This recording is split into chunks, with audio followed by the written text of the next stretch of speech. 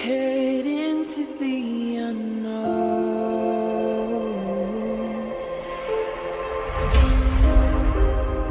down the rabbit hole,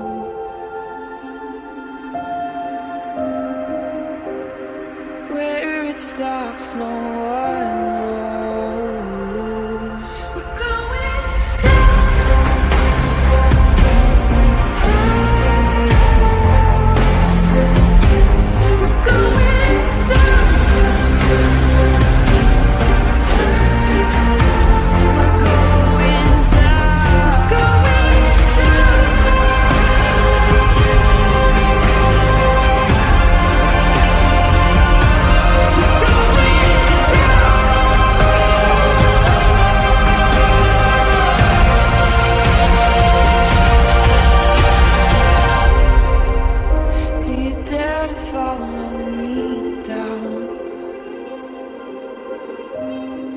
head into the unknown.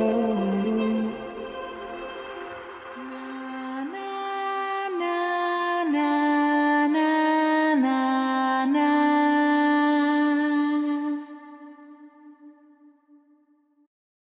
What's up? What's up? What's up? Happy Friday! Look who's back! She's My back. dear more Michelle, my love. I missed you. I missed you. all of you. I'm happy to see you. Majorly. It's time. I miss all of you guys, honestly. It has been like, it's been weird. It's been weird out like true crime in my life. It's just been weird. And she's like, I'm so over Murdaugh. So today she's like, finally. My Murdaugh month is over. It's over. It's Muffy! Hi, Jane Doe. Hi, Barb. over. Hi, Peyton. Hi, Eris. Hi, Angela. Hi, Crime Curious. Crime Curious, I have a question for you.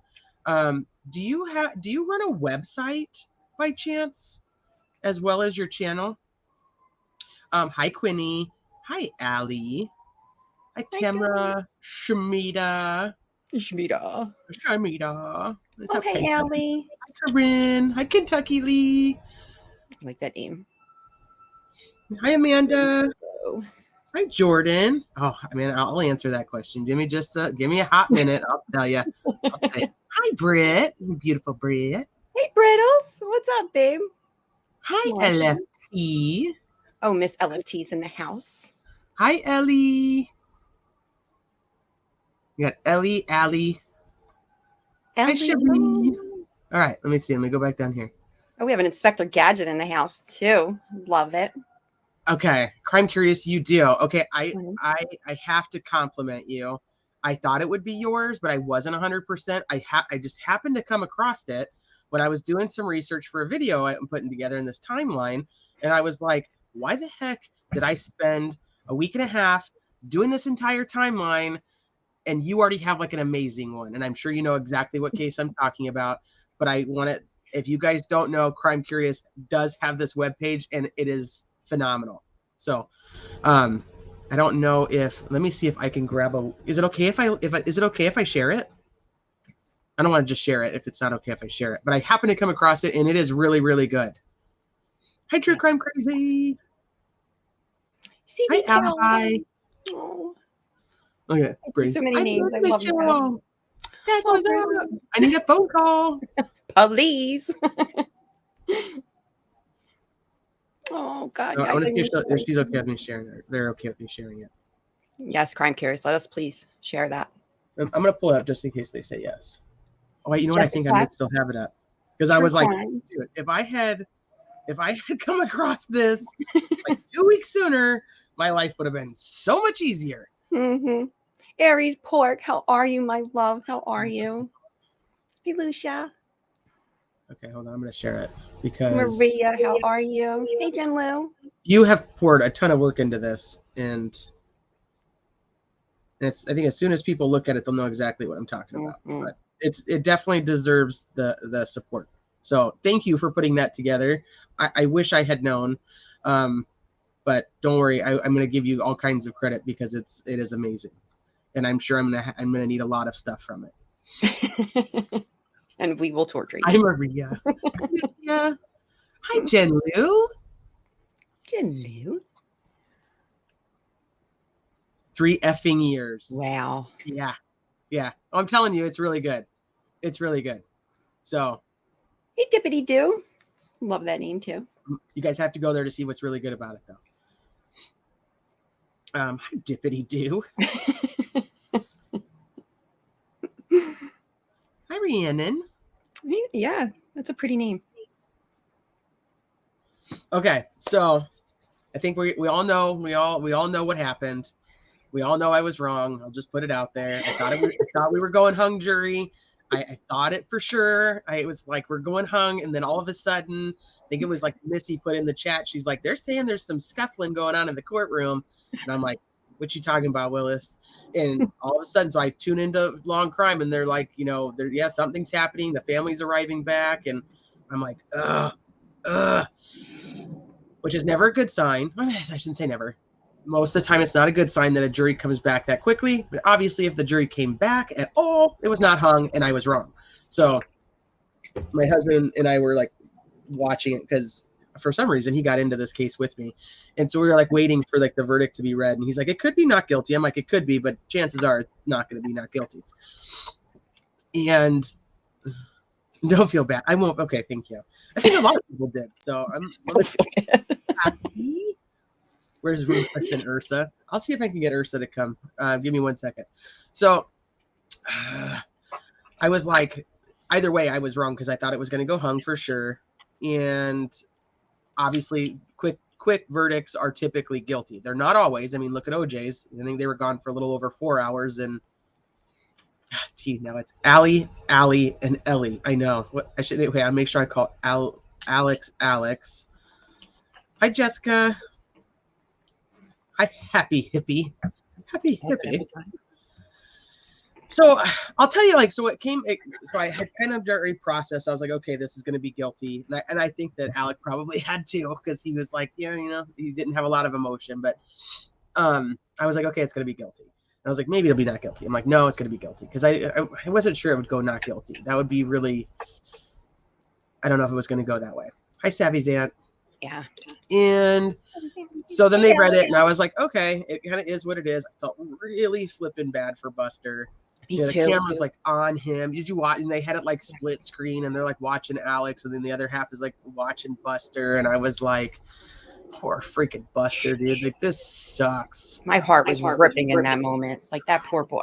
He's only like 26. I mean, yeah, I know he's like a grown up and an adult, and he's got his own issues, but still, the whole family's gone. It's gone.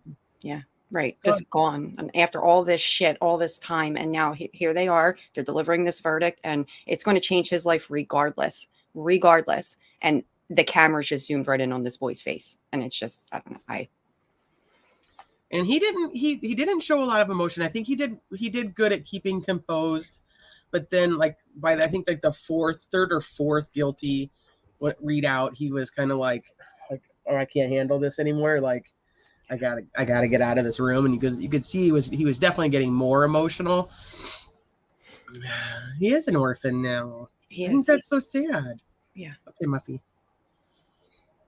I just love the way the judge told him how he felt today. It was priceless. So I know that there's definitely no winners here. So I was like, okay, like I knew, okay, it's guilty. We're all going to be fine. Everybody's going to be fine. He'll file his appeals and all will be well. And I just felt really bad for Buster. And then now there's like this whole media crusade, and I'm kind of getting frustrated. And I know a lot of people he was guilty. It's, everybody's very pleased with the prosecution. And I'm kind of like, I'm feeling some type of way about it. And so I'm going to talk to you guys about it. Can you let Ursa in real quick? Yeah. Barb, because Barb wants to see her. She hasn't seen her for a while. So I'll let her come on camera. Because I don't normally let her in here because she's too big and she just knocks everything around. So I have to keep Ruckus out. It'll be everywhere. Well, I didn't hear that. They said he collapsed outside the courtroom and was sobbing. Oh. I didn't hear that. Barb, are you still here? Come here, Urs. She just commented. I think she's here. Come up here. Come on. Okay. Can you look in the camera for everybody? Can you look in the camera? Say hi. Say hi. What up, baby? Hi, honey. Say hi. What you do with that eye? This is The Ursa, little- my big old mutt puppy, a criminality puppy. It's a beautiful The baby biggest girl. dog in the world, but yet she thinks she's a baby and she thinks she's a lap dog. Yeah, So I am. you gotta look at the camera though. You got to show off. You can't stare into her blue eye because she gets all crazy. We call it. It's so beautiful though. You can't help it. Look at her. When you stare into it, she gets all She's crazy. like, I just want to love you. She's a lot calmer. She's a lot calmer. I'm actually kind of surprised. She's But she always puts her big butt in the way of everything. So she knows her cute assignment for Hey, tonight, and she's doing it. like this. This is weird. What are we doing? What are we doing? You know, look over here. Look over here. Look up here. Ursa, Look up here. Ursa. Here. Hey, Mama. Okay, you want to go? All right. You hop down. See, that dog is like as big as you. It's crazy. I know. She's huge. He's like your huge. height and everything. It's crazy. Yeah, I mean, she loves tug of war, Oh. and Jeremy tries to play with her, and he's 6. She wins a lot. Dragging him Dogs all around. consider direct eye contact rude and aggressive, but she's really weird, Jen, because she only considers that when you stare into her blue eye, and it's not Just me. the one It's eye, really Jen. my husband and my father-in-law, because they're 2 peas in a pod, and they do it to her on purpose to get her all riled up. They'll like stare at her, and they're like, "What are you looking at?" And then she's like, "Ah!" It's like freaking crazy. Hi, MK. Okay, so total sidetracks. Sorry. Hey, Misty. I had to show off the pups. So Crazy she's mama. huge. She was so tiny before. Now she's just huge. She was a baby in the car, like just a little tiny baby compared to what she is now. It's like, oof. No, she got so big. Hi, Amelia. Hey, Amelia Sparkle. Hi, Jordan. Jordan. Or Jordan's back. Maybe Jordan didn't leave. I just missed a comment in between. Yeah. But I was like, Jordan, I'll tell you how I feel about this verdict. So anyway, so I'm all up in my feelings about some of these things that have happened, and we're going to go through why I'm all up in my feelings about it. Hi, Thistle. Thistle. So, of course, I pulled some clips so that we could go through them because, like I said, so I know you guys have all probably watched the sentencing, so I'm not going to go back to that. He was sentenced to 2 life sentences consecutive, so back to back. They don't have additional sentences for the other 2 charges because basically that's part of those 2 charges that go into his life sentences. And the sentence like that in South Carolina is life without parole, so he does not have an opportunity for parole. FYI. Hi, Tia. Angela says, that makes me sad to hear Buster claps outside. I didn't know how he could be so stoic whole trial. I'm really curious because they keep videotaping him on the way in and on the way out. And I wonder if anybody caught that on camera. Hi, TT. The judge definitely had some harsh words for him. I thought those probably stung. Those had to sting. Hi, Tiffany. Hi, Crazy Mama. Yeah, so the judge was just like, basically, like, you did this to your own self, and like, when are you ever gonna like admit that you're just a freaking liar? And like, you had a beautiful life and a beautiful wife, beautiful family, and this is what you did. Like, how do you and like how respect it? and you're still gonna stand here in front of me and tell me that you didn't do it? Yeah. He did Or say backtrack yesterday- this lie that you finally admitted to. Yeah, He said that was all you had to do. But I don't know. I don't know. I'm not sold that he could have done everything that was necessary. And Jim Griffin's closing was fucking terrible. It was a terrible closing argument. It did not have any emotion. It did not have any visual, like, for the jury to think anything other than that. And I know that it's on the prosecution to have to prove it beyond a reasonable doubt. But I do think that the defense not offering a solid alternate theory screwed them. Yep. There was no backbone to their theory on this at all. Oh, Brittles, I'm so happy you're here. And the judge is like, when will it end? Like, when are you going to just stop lying? Yeah. And like he said, I had to remove that photo. I had to request to get that photo removed of your grandfather. He's like, I didn't want to do that. And he said, but just to create an unbiased, he said, you are known. You and your family are known to be respected and da-da-da. And I was like, wow, it was like a good talking to. It was really like a dad thing. And so somebody had mentioned in one of our lives that the judge's son had recently passed away. So I found that today too. And he did. He passed away in January from a cardiac situation. Oh, wow. Oh, how sad. I was like, now this guy has to preside over a trial where he lost his son, and this guy, they believe, took his own son's life intentionally. That's probably where a lot of his words and feelings came from when he gave his little talking to, because he had suffered a son, and you got rid of him, and my son was taken from me. And he was just waiting for that verdict. I think he knew that verdict the entire time. He knew how it was going to flow, and he had those words ready for when that moment happened. Should you I don't even know that guy's name. He was the weird one though. He was the one that used to was standing up, literally sitting on the lap of the people testifying. He was kind of weird, but his closing was way better. Yeah. His closing was way better. Although I'll make a comment about that in just a second. Hi, Glenn. Glenn. One of the things he said kind of bothered me, and he said, so the state of South Carolina, you do not have to prove motive. It's not necessary.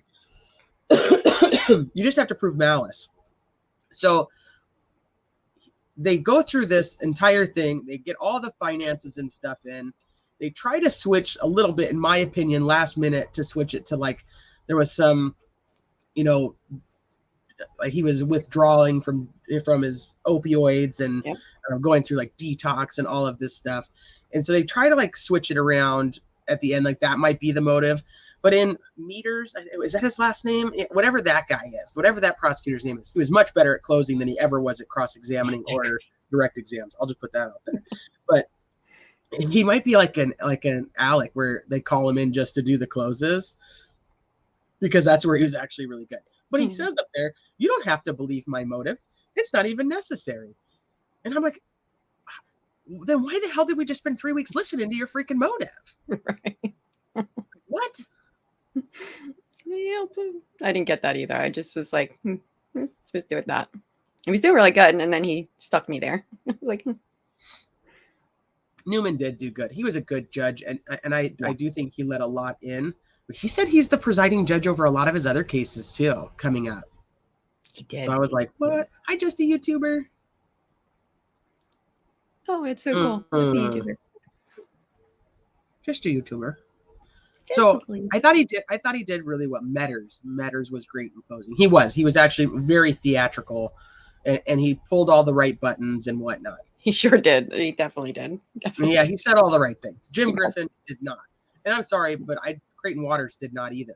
What sealed that case, in my opinion, was more along the lines of whatever that guy's Meters closing, however it is. I thought that I just thought the defense just didn't bring in enough, I guess, and I think it's the video. So all I know so far is one juror has spoke out. Are you guys familiar with that one yet? But okay, so let me go through what I've got here, because Harry's June will be coming soon, my friend. Yeah, so they're on this whole media shenanigans. Where's he got 99 problems, but never mind. Which ain't one.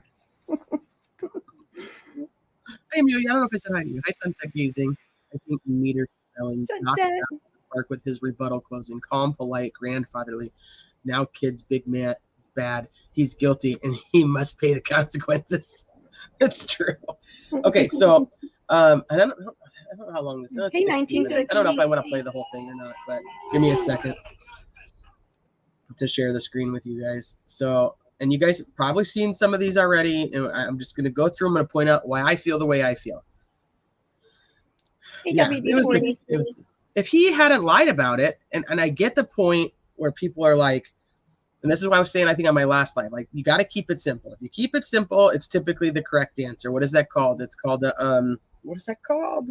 I always forget the freaking name of it. Occam's razor. And if you keep it simple, he wouldn't have known to lie if he didn't know when they were killed. But I still struggle with the fact that I cannot imagine this man was able to look them in the eye and do it. Because I think all the characteristics that they talk about him of being this narcissist and being this, man who was so full of himself and so on and so forth, that I don't think he could have them look at him and know that he was the one doing it. That's just my opinion. I struggle with that. Yeah. Yeah. Now that they did put a ton of that, he took tons apparently of he didn't just take his prescribed doses and things. I don't know, taking enough of that, does that really change and put you into monster form, family annihilator type form? I don't know. The way they spoke, he took heavy Right. amounts. Was he taking anything else? I don't, what could make you possibly do that? I'm still not all the way there myself, but it just to go back and it could be the only thing I find in my mind that works is that he was going to kill himself. If anything, I think that would be it, because he did not think they could live and be okay without him, and he did not want the world to see him for who he was. I totally agree with that. If that had been the case, I probably would be more likely to, but I still think he would have done it like in the back, like to the back of their heads. Yeah. If he was going to go that route. Yeah, keep it simple, stupid. I think he's ruthless, and his kindness is all an act. And that could very well be true. So one of the things like Jen Lou and I have talked about repetitively is that we did not follow this in depth going into the trial. So this is really like my first like look is like these last 6 weeks, which have been exhausting. I'm gonna be honest with you. Truth teller's funny with this. So over this case, I'm back to thinking he did it.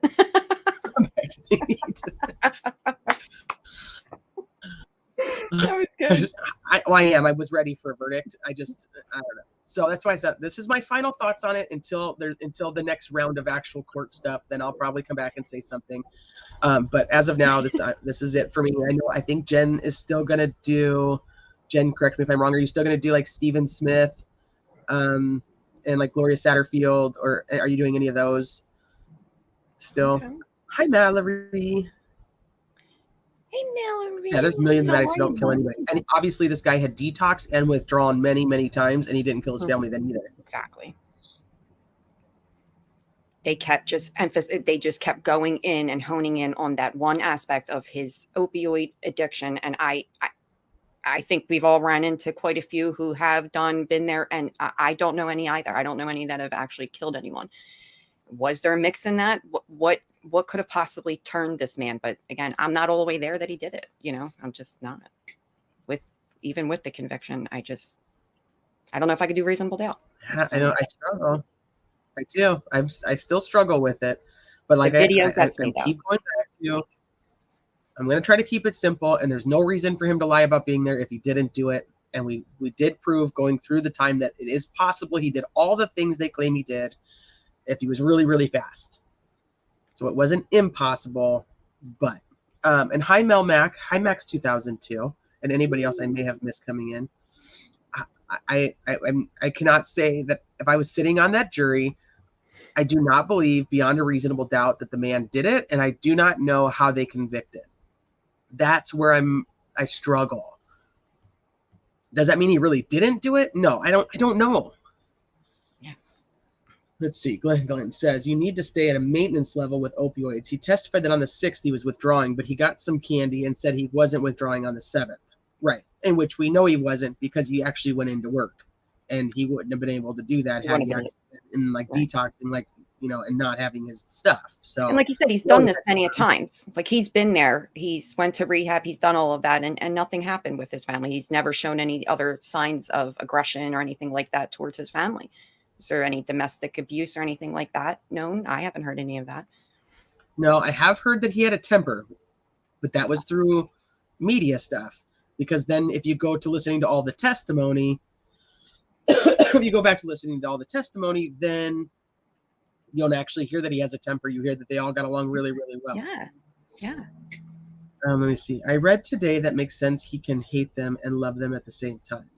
Well, I don't disagree with that, which is typically when you go to the family annihilator, they kill the family because they think they're like doing them a favor, but that's typically when they're going to kill themselves as well. So Paul couldn't survive without him.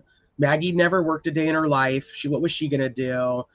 And then Buster was actually, he was all grown up and he was a man and he was in school and he was doing all these things.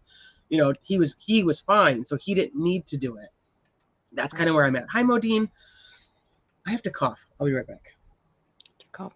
Hey, Mama Bear. Hey, Little Bit. I used to have a dog named Little Bit. I agree. The jury did see his destruction, and that was a huge factor. I agree, because I got to see some of that too, and I knew nothing of nothing. You don't have eyes like Alex Murdaugh. I'll say that wrong forever. But fundamentally hate him. Shmita, I love you. Hi, Modine. Did I say hi to Modine? Hi, WD-40. Little bit. Hey, Mo. Hi, Heather Bratt. BRR star. Okay. So let me put this up here so we can go through. I don't know if I'm going to go with all of it, but maybe I'll put it on higher speed. Because like I said, I think a lot of you guys have seen it probably, but so this is after the verdict is read. So this is last night, and this is when the prosecution does their press conference. So sentencing has not happened yet when this takes place. Buster is on his dad's side. Most of the Murdaugh and Brandstetter families are on his side, which is why you did not see them speaking and doing victim impact statements today during sentencing. Hi, Karen. Hi, Brian. Oh, Karen, how are you? Hey, Brian. There's no impact statements because most of the family does not believe he's guilty. The ones that I'm not 100% on is Randy. He still confuses me because I think that he's really pissed at his brother, but I'm not sure he's convinced his brother did this. That's kind of what I got from him too. Yeah, so that one I'm kind of on the fence with, and then I'm also her sister. I could not get a good read what I thought she believed. So those two I'm on the fence with, and then you know Terry Brandstetter, Papa T, he's actually like bedridden, but he could have probably dictated a letter. It is over the thievery, yeah. Let me see. Okay, hold on. Hi, Mama Bear. I personally think Paul took his pills, and when he turned him over after he shot him, he gets them out of the pocket. It's possible. Mm-hmm. It's possible. Because there's really the whole phone thing. There's never been a good explanation for that. And people were like, well, maybe he thought he could use the phone to call 911, but he can't because he didn't know the code. And then I'm like, you could actually call 911 without a code. So I don't know. I honestly don't. I don't have a good answer. I could just tell you I'm kind of up in my feels about the verdict because I just don't know if it was beyond a reasonable doubt in my mind. And I'm going to go through the things that frustrate me about it. And then I'm not going to say anything else. Well, maybe on somebody else's channel if they ask me. But I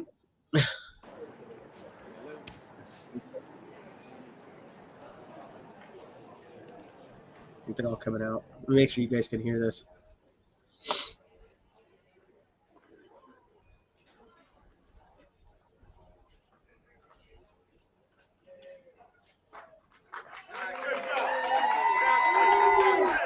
Can you hear it? Hi, Mama Stone. Well, I'm happy that you're here.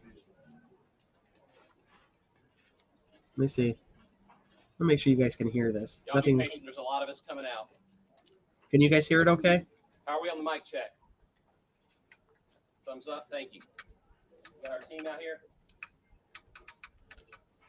Wow. What a great day for the people of South Carolina. I want to thank every one of you for being here tonight. There's a lot of emotion here tonight at this courthouse. A lot of a year and a half, nearly 2 years of blood, sweat, and tears. In case you don't know, the man speaking right now is the Attorney General, the actual Attorney General. And Creighton Waters is the Assistant Attorney General who's standing next to him. I'm Alan Wilson. I'm South Carolina's Attorney Well, I guess General. he's going to tell you that I have anyway. the best staff of any Attorney General in the United States of America. I want to start by thanking our prosecution team. I want to tell you, I've been here for nearly 6 weeks with this team, living in a hotel, and it felt almost like being in a dorm environment in college. Late nights, cramming, studying, little sleep. Why don't you guys tell me how many times he says Maggie's name, Paul's name, or anybody in the Brandstetter and Murdaugh families? How many times does he say any of their names? Count them. Maggie and Paul Murdaugh, and bring justice for the people of South Carolina. I'd like to start real briefly by thanking our team. First, excuse me, put my glasses on. Our chief prosecutor, I tell you, I appointed Creighton Waters to be the chief prosecutor of this case nearly a year and a half ago. Is And I this wanna too say I'm pretty fast for you brilliant guys? Because I don't want to do the whole And I thing. want to say thank you to Creighton Is it too Waters. fast? Creighton, you did a fantastic job. I don't think there's another attorney in the state of South Carolina that could have led this Herculean effort. But Creighton will be the first to tell you he didn't do it alone because he had a team of people. I have it on fast First thing, forward, Don so if it's Zelenko. too fast, let me He know. was actually Creighton's boss. He is the deputy attorney general, been in the attorney general's office for over 40 years. Sitting here to my immediate left, Don Zelenko, thank you so much.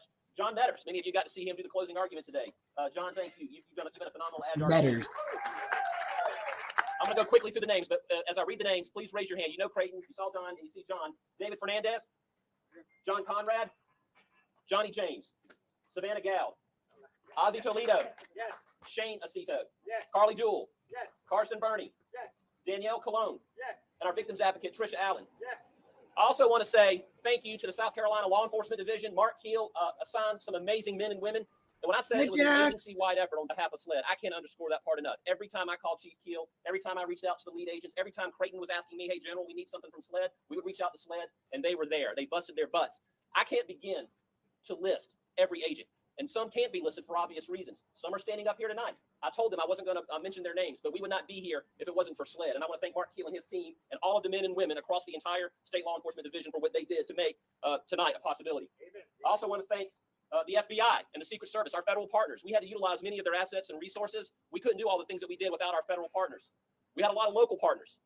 We had the Colleton County Sheriff's Department, Buddy Hill, Sheriff Hill and his team providing the security. They did a phenomenal job, and they were there. They were the first responders the night on June 7, 2021, when Maggie and Paul were butchered brutally. They were the first responders, and they were the first ones to be there. The Charleston County Sheriff's Office, the Orangeburg County Sheriff's Office were instrumental in supporting our investigative efforts. You all know Kenny Kinsey, our chief crime scene expert, was with the Orangeburg Sheriff's Office. I also want to thank the city of Walterboro. I think the mayor is here somewhere, and the police department. They provided security. Thank you. This whole community has embraced our entire team, and I cannot thank you enough. We've all been away from our families, 2 hours away from our families for the past 2 months. And it's this community that made us, we would walk into restaurants and people would come up and thank us. You know, you don't have any idea how good that makes people feel when they're under an incredible amount of stress, an incredible amount of scrutiny, and this community really embraced us. I want to thank the Colleton County Clerk of Court, Becky Hill, and her entire team and their staff. I call her Becky Boo, that's her nickname, but Madam Clerk, wherever you are tonight. I'm sorry, that's my pet name for her. But I want to thank you, Madam Clerk, for you, the entire team, the bailiffs, the court security, the staff here. There was no role that was too small that they weren't willing to do for us. The security team here, it was a Herculean effort by everybody, and I can't thank enough people. I don't know if I mentioned the bailiffs, but I want to thank them. And there's another group of people who you don't know who they are, but that's the jurors. And not just the jurors, but the alternates, the ones who didn't even get to serve to the very end, but people who were taken away from their families. I want to thank the families of our jurors who sat here every single day for what seemed like long amounts of tedious, monotonous information and evidence. Sometimes people didn't know what it meant. They didn't understand it. And they had to sit there and process it and hear it over and over and over again. And I want to thank these nameless jurors whose identities have been protected. They may make their identities available to all of you at some point, but they sat there and they delivered justice tonight. And I want to thank them for their role in this process. Amen. You know, Winston Churchill said, democracy is the worst form of government except for every other kind. I kind of want to adopt that and say we may have the worst criminal justice system in the world, but it's better than every other kind that there is. And our criminal justice system worked tonight. It gave a voice to Maggie and Paul Murdaugh, who were brutally mowed down and murdered on the night of June 7th, 2021 by someone that they loved and someone that they trusted. And they couldn't be here to testify for themselves tonight. Their testimony came through the evidence and the information that was gathered by the men and women of the agencies I've just mentioned. It came from the testimony of the agents and the investigators and the attorneys and the folks in our staff who were able to get it to the court record. And so I want to say tonight, their voice was heard tonight and justice was brought for them. We can't bring them back, but we can bring them justice. Amen. Amen. I started off my remarks by saying it is a good day in South Carolina. Yes, it is. Yes, it is. Today's verdict proves that no one, no matter who you are in society, is above the law. Amen. Thank you. A lot of people doubted that this process would work, and hopefully, for those who did doubt the process, hopefully we have instilled and put a little bit of faith back into you and your lives as you view this process as it unfolds. I'm proud of this team. I'm proud of the men and women standing behind me tonight, and there's been a lot of emotion. And I just want to say from the bottom of my heart, I saw firsthand for the last 5 or 6 weeks the countless nights where you were up beyond midnight and you were getting up before dawn, not eating, watching Nancy Grace the other night, and I heard her call Creighton pale and gaunt because Creighton wasn't eating and sleeping. He really wasn't, folks. I'm serious. You know, we would have to bring in kind bars and things to eat during breaks, but Creighton, Herculean effort, my friend. And I am truly honored to have you on our team. Thank you for being a great leader and a great chief prosecutor. And I would like to invite you to come up here and make some remarks with the folks here tonight. Thanks, everybody. Well, I've got 3 and 3. What do you guys got? So far, 3 and 3. 3 times Nagy's names mentioned, 3 times Paul's names mentioned. I'll start by thanking this guy who's given me and all these folks behind us opportunities to do justice, which is what we want to do with our careers. It is very tough and demanding, but it's rewarding for moments like these. The general stole a lot of my lines, but I also want to thank the jurors for their long and arduous service. And we had no doubt that if we had a chance to present our case in a court of law, that they would see through the one last con that Alec Murdaugh was trying to pull. And they did, and we're so grateful for that. I get to lead the state grand jury section in the Attorney General's office. This particular case is not a state grand jury case. There are other indictments that are state grand jury. But the one thing about that is that I have an amazing team. And I want to be clear, this was a team effort. Y'all saw all of these folks behind me doing amazing work. And I can't be prouder of a team in my life. We called this our Super Bowl, and not because of the media attention, but just because of the effort that we knew that we would have to put into this. And we didn't really get to watch much of the Super Bowl that went on, because when we arrived, I think it was winter, and it feels like spring now. But every single member of this team, every single member of the state grand jury staff, what we do well is work together as a team in complex investigations. And who we work with is my partners at SLED. And I can't thank them enough as well, because we're used to working on these complex cases and working together. And I'm not leaving out Sheriff Hill and the Colleton County Sheriff's Office and our federal partners in Orangeburg and Charleston Sheriff's Office and all the other agencies that work on this case. I also want to thank Ms. Becky, if she's still up there, because she's been amazing. The clerk staff has been amazing. The court staff has been amazing. The bailiffs have been amazing. And again, I also want to thank this community who really has embraced us and has been so great to us and made us able to survive this process that has been long and arduous. And I have been sleeping. And I have been eating more than kind bars every now and then. But, and I'm sure that's a nice plug for kind. But anyway, it really has been a great process. We will have sentencing tomorrow. Obviously, we're not going to comment on sentencing because that's still pending. But justice was done today. It doesn't matter who your family is. It doesn't matter how much money you have or people think you have. It doesn't matter what you think, how prominent you are. If you do wrong, if you break the law, if you murder, then justice will be done in South Carolina. And I think South Carolina has shown to the nation and the world how a process can work and work well. Thank y'all. And also, I want to thank Creighton. I told Creighton, I said, Creighton, I'm gonna come down and I'm gonna be just a staff attorney. I know I'm your boss. Your boss's boss's boss, but I said I'm gonna come down and I'm gonna help. And I said I'm gonna follow instruction. And I hope I was true to my word. This past weekend, I said, what can I do to help? I said, I'm willing to take a witness if it'll help. He said, actually, it would. So he let an old prosecutor dust off his cleats and get back in the game and to help the team out. And I got to be the boss of the boss for a while. Yeah, don't get used to it. No, but in all seriousness, I'm proud of the decisions that I made in putting the people behind me and to the left and right of me in charge of this case. And I was honored to be part of this team, just another member, just another worker bee in the trenches trying to bring justice to the people of this state, and to bring justice to the people who couldn't be here tonight because they were brutally murdered by someone they trusted. Now, with that being said, I know a lot of people want to talk to us. A lot of people want to talk to some of the attorneys and the support staff and the agents, investigators here tonight. Some of you want to talk to me and others. We're going to make ourselves available to you. But like Mr. Waters just said, tomorrow there's a sentencing hearing, and we don't want to get out in front of our skis. And plus, I'm starting to feel the rain come down. But I promise you, we're going to make ourselves available to talk to members of the media, to talk to all of you out there that have questions. We'll answer any questions that we ethically can. We hope you'll continue to be patient with us as we finish this process tomorrow. Again, we're going to go back and get a good night sleep tonight. But again, thank you. I'm going to also, one last group that we didn't thank, the media. The media. You all, talk about the media. We don't want to talk about the victims. A lot of people take shots at the media, but the media was incredibly respectful. You were so good, not just to us, but listen, to the families of the victims. Okay, I know this is an awkward situation, but you protected the identities of people, and you protected the process. And I want to thank you for your part in this and telling the stories, educating the public on what's going on out there.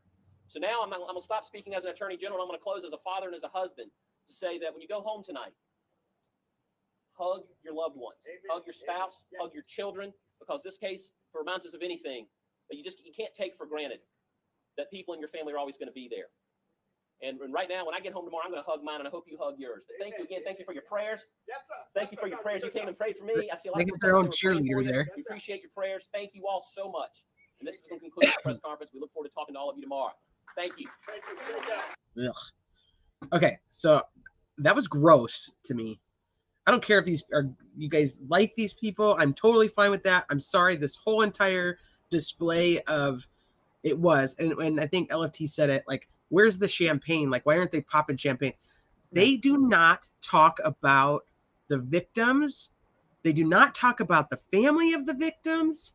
They give them, and I think I'm so irritated because they kept trying to sell this whole Alec Murdaugh is, he thinks he's one of the good old boys, da da da da. And I'm like, are you freaking this display of whatever this is good old This is boys. some 1982 piston contest from way back in the day where they might have had, or they couldn't get him then, or what. That's just what it feels like to me. And if they didn't want that, then all of this production of all of this is just, I'm sorry. It's just like cameras, lights, action. Here we go. And to dub it as your Super Bowl. No.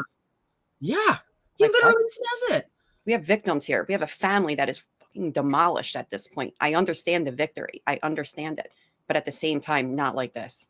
There's no tackiness at all. In 16 minutes, they don't talk about what they were actually there to do. And I was so appalled by this. And like I said, I heard the verdict and I was like, it is what it is. I was really sad for Buster. Buster's actually the one that really hurt my heart. And then this happened, and that was when I was like, what? What? Someone says it feels icky, and that's exactly what it feels like. Fucking icky. And I know like a few people came in, and I didn't get to say hi to all of you, but hi everybody who just came in while I was ranting and watching this. I shake my head at this. And then so I'm like, okay, I try to go, I took a step back and I try to talk to myself, and I'm like, they worked really hard. They put a lot of blood, sweat, and tears into this. Yes, they're celebrating. I guess I understand that because ultimately it is a win. I'm trying to wrap my mind around like that's okay. It is a win. But one, I would not be doing this in the public. Why are you even having this press conference? Right. Go back to your hotel rooms and go ahead and cheers each other and do whatever the hell you want. This is gross. And we're all going to be made available to talk about this, so you can just reach out. Huh? What? Talk to us. You're just inviting the public to call us, email us. We'll talk to you freely about any of this. Or is that for the media too? It's just, and look, there's already 4 articles out about Buster right now. You go to your login page where all your news notifications come up. There are literally 3 to 4 articles about Buster right now. Yeah, I don't understand. People are like Buster. So as Alec was being taken from the courtroom today, they were outside screaming at him that Buster's next. So, I mean, I don't know. And tattoos, I understand what you're saying, but ultimately they actually weren't really talking about the victims. They were talking about evidence. And even when they would stand up, like when like John Marvin was on the stand or Buster was on the stand, and they'd try to be like, you lost your mom and you lost your brother and then you lost your grandpa. And like, we're so sorry for your loss. Okay. So like, how the hell do you believe your dad? You know what I mean? Like, it's just the prosecution even admits that. They say that in their long crime after bar, whatever it's called, interview that they do. They said we went in more about the evidence and so, and we did not go so much onto the victims. I was just like, okay. They got this win I guess for me, I would think that like they would be like, we got this win. And the Attorney General says it for a minute second. He says like, they couldn't be here to do this, so we did it for them. And then everything else around that was about his team, his boys, the good old boys, how they stayed in hotel. Poor Creighton Waters is only eating Kind bars. And then Waters is like, I'm sure that's a good like plug for Kind bars. Like, no, I don't even want to eat a fucking Kind bar now, mister. Like, I'm never eating one again. Not true. I probably will because I do like them. But anyway, not my point. I'm like, how are you out here just celebrating? Yes. It was so gross to me. And I totally respect if you disagree and you guys are like, you know what, they deserve the win and they deserve the celebration. I'm totally okay if you disagree with me. It gave me this yucky, weird thing. And then it just exasperated by the things we're going to talk about next. So let me show you what I got next because it just keeps going. It doesn't stop. Okay, so then this morning, the juror speaks out, right? And so I don't know if you guys have seen that, but we're going to talk about it because I got feelings, and I want to share them. And I'm so sorry. Michelle's going to take care of the whole end of this when she tells you guys all the fun stuff that we're going to cover. That I should say, have fun. It's not fun stuff. See, look at me. I'm celebrating like I should get a kind bar out of it. Not like that. See, we're going to hear about this kind bar now. I just felt like it was completely unnecessary. Yeah. It was tacky. It was total politics. And absolutely. I did not appreciate it. And then coupled with, let me show you this one because this one's the next one. Alec Murdaugh found guilty on all counts. The once prominent attorney convicted of the double murder of his wife and son. We're going to talk to the lead prosecutor in just a moment. First, Eva Pilgrim is at the courthouse in Walterboro, South Carolina. And Eva, you have an exclusive interview with one of the jurors. That's right, George. That juror telling us what happened inside the deliberation room. Moments after that verdict was read, Alec Murdaugh turning back to his surviving son, mouthing, "I'm sorry, I love you." That once prominent attorney. I want to answer Jackson's question. Because I think it goes into exactly what I'm saying. Is they do not believe that he's guilty. So there's no victim impact because the person that they're putting behind bars for this crime is not somebody that they need to talk to or talk about. They don't.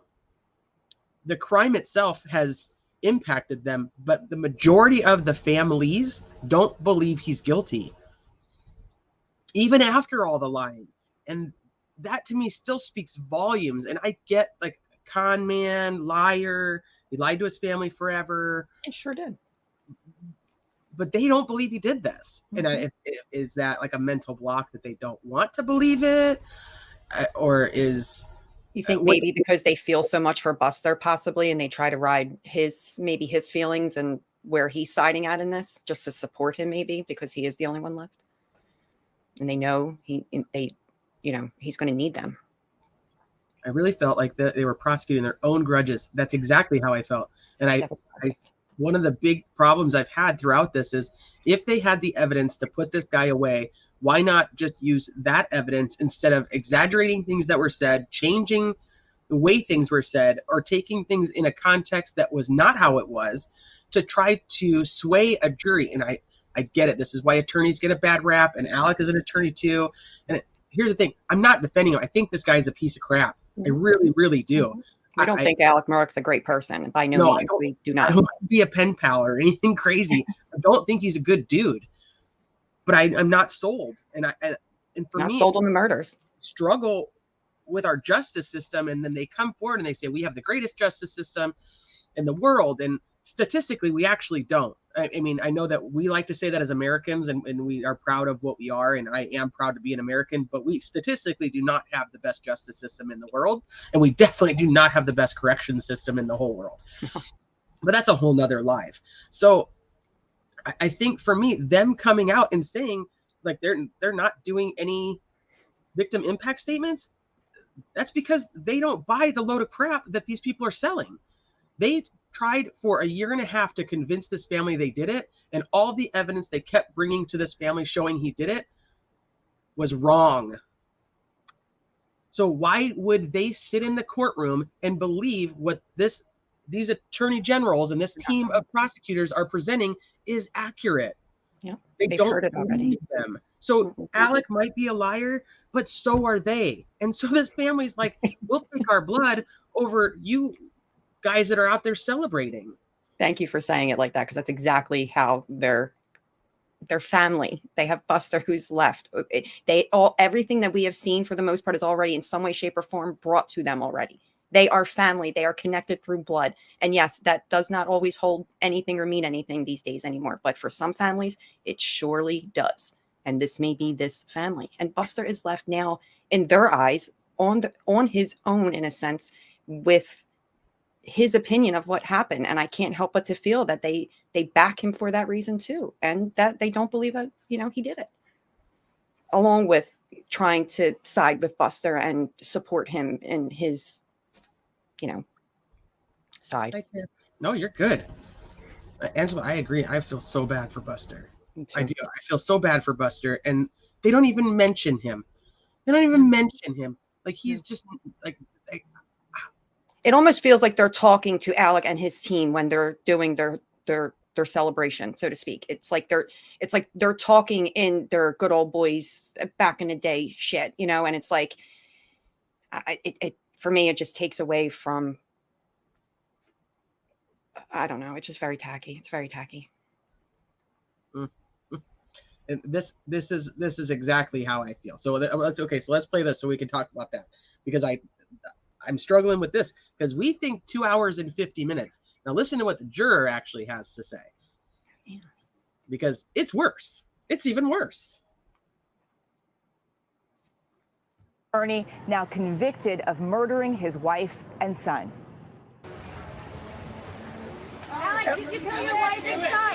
After 28 days. Hold on. So Maggie's family, her parents did not believe he did it, as far as I'm under the impression, Judy Jacobs. So if you have different information, please share it with me, because under what I have read and the fact that they were only on the defense's witness list, her parents did not believe he was guilty. The sister, I'm not 100%. I waver on what she thought. Her and Randy, the brother. So if you have something that points me in a different direction, please feel free to share it. And I would love to see it, because I want to make sure I put out the right stuff. And I know many people think he's guilty. I'm not sold that he's innocent. I'm not sold that he's guilty. So that's why I said I totally respect anybody's opinion. I ain't mad at anybody. I'm just going over how I feel about the things that have happened. Just letting you know. I think he's a piece of crap. I think he's a piece of crap human being who did a lot of really crappy things. And my feeling, and I was going to talk about this after we listened to the juror, but my feeling is that this jury just didn't like this dude, and they didn't care. Yep. It was already out there. It was already, they had preconceived notions, in my opinion. How couldn't they? I mean, I don't know. But you cannot convict people because you don't like them. Exactly. I don't particularly like this man. All the things I've heard, read about him, and I know a little bit when it comes to this case. But as an overall person, would he be somebody I would want in my world, or I would no, absolutely not. Do I think he was this great, unbelievable? No, I don't at all. But at the same time, we are talking about. I mean, it's reasonable doubt here, and I think for me, and there's a nice number of us in here, it just isn't there. And me and T absolutely respect every and anybody who even shares a different opinion, thought, whatever. We're all here to just discuss. And, we all got into this case some way, somehow, and we all have feelings about it. And it's hard, especially this one. I know I keep going back to Buster, but it's hard. Feelings come in right there when it plays into Buster, and then wrap around the rest of the family and the victims. And we are not defending Alex Murdaugh in this live. That is not at all. We're just. Yeah. Tamara makes the point, like Mallory Beach's family said it was the outcome they hoped for. Understandable. So is it? For me, yeah.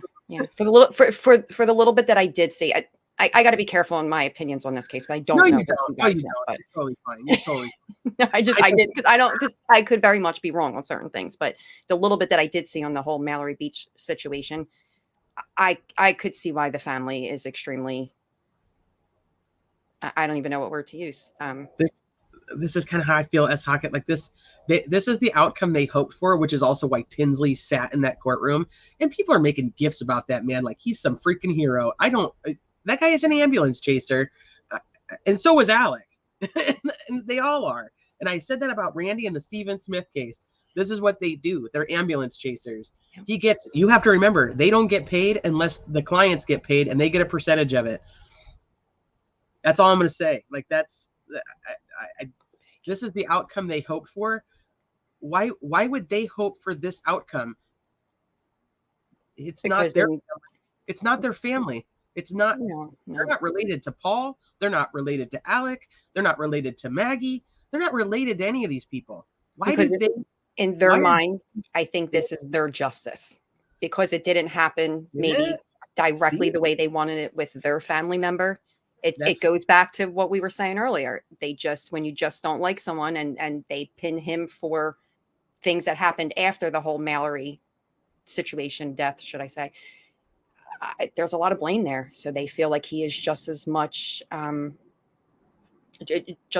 responsible, or he helped, and they're just on their family member who is no longer here. So there's a lot of feelings there, and not saying it's the right feelings and that's how you're supposed to be, but I understand where I can understand where the family's feelings are coming from. Not for me, but I could see not having my daughter anymore. In my opinion, along the way, I could see it. I probably, in human nature wise, I would probably feel the same way. So I understand that. But in justice wise, this isn't, I do agree. be hoping for any outcome except for the truth. Yeah. I totally agree with that. And I see where you're coming from. I love you anyway. You guys are totally welcome to disagree with me. Oh my God, absolutely. It's what we do here. We're supposed to talk. We're discussing. I like hearing, I think we both do. We like hearing opposing opinions of ours. It challenges our own, our own thoughts and feelings. Come on. Well, so I hate, and I don't want to say anything bad about the Beaches. I do not know these people, nothing. But Maggie's estate could not be settled until this trial was over. They could not be paid until this trial was over. And they could not be paid if Alec was out of jail. And do I think that them being paid is more important than having their daughter? In absolutely no way, shape, or form do I believe that, think that whatsoever. I do, and what Michelle said of like, this is the justice that they can get, because they were looking for criminal charges on Paul, right? I mean, he was going to criminal court, and obviously can't get him. He's not around anymore. So I get it both ways, but like, this isn't their justice. The only justice they get from this is money. Yep. So it's hard to not realize that. Yep. I totally agree, because this type of end is very much, like you said, it's not their justice. That's why it's more just about their feelings right now. Right. So for them, this is a victory. Sorry. Jack says, what I kept getting hung up on is what was Alex gaining in murdering his whole family? And everyone said how much they loved each other, and that's coming from the state's testimony. I agree with you. This is why in my opinion, I could only imagine in my mind that he was going to kill himself too. Because it doesn't make sense to me. He literally gained nothing. He would have gained access to Maggie's estate a very long time later.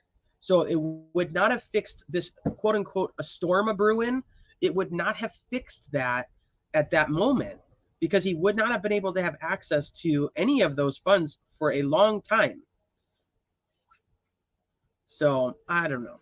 That's why I said I don't know. I don't know. Okay, let me see what else is in chat real quick, and then I'll play the rest of this video. MK says, I believe his confession of being there and his lie about why he lied about it sealed it for me, because no one else was mentioned being there or proven to be besides him and the victims. True.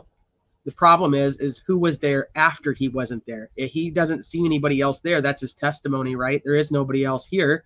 Nobody else was there when I left.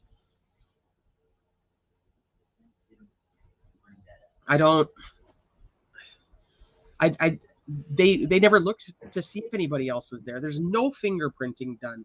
There's no DNA testing done. There's no fingerprinting done at this whole freaking scene. You guys, in 6 weeks of testimony, you heard nothing about fingerprints. There's a hair that's in Maggie's hand that, I mean, if you listen to what Jim Griffin says in his closing, it's just like gone. I don't even know if that's true. That's once again one of those things that we have to go back to and listen to from before. But how would he? I mean, he wouldn't have been there. Nobody else was there. And then they say, well, the dogs weren't barking. So go listen to the body cams. The dogs aren't barking. They're barking right at the beginning, and then there's nobody. Then they're done. They quit barking. Nobody's barking. I can really tell you're angry. I feel bad. You're so upset. I'm not. I'm quitting. I really am fine. I'm frustrated that this is what happens, and I think constantly, and I do this with every single person. I did it with Chris Watts too, even though I think that guy's, now I know that guy's a piece of shit and he did everything that he thought he did. But I try to play all these different things in my mind of, if this can happen to somebody, it can happen to anybody.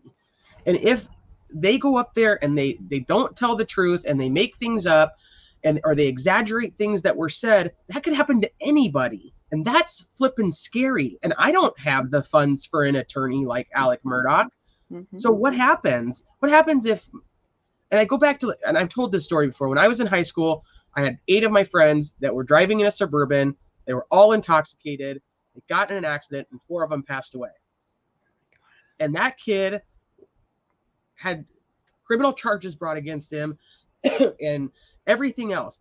He would not have been able to defend himself, like, financially. And he was 17 at the time. But the other parents came around and they embraced him and told him that all these kids were like family. They'd known each other since like kindergarten, and they all made this decision that was a really stupid decision, but they all got in that car drunk. And he got in the car behind the wheel, but they all got in the car when he was behind the wheel. Yeah. And so they all rallied around this kid to make sure he did not do anything to hurt himself or anything further. And I always go back to that in situations like this boat crash. All of those kids were intoxicated. None of them should have been on that boat. None of them should have been on that boat. And the families are all torn apart, and then there becomes a fight, and then it becomes about money and so on and so forth. And that's devastating to me. It's very different than like a drunk driver who goes and hits somebody else who has nothing, has no control, nothing to say, nothing about it. That's very, very different. And I get at 17, 18, 19, we all made stupid decisions. I made some really stupid decisions at that age.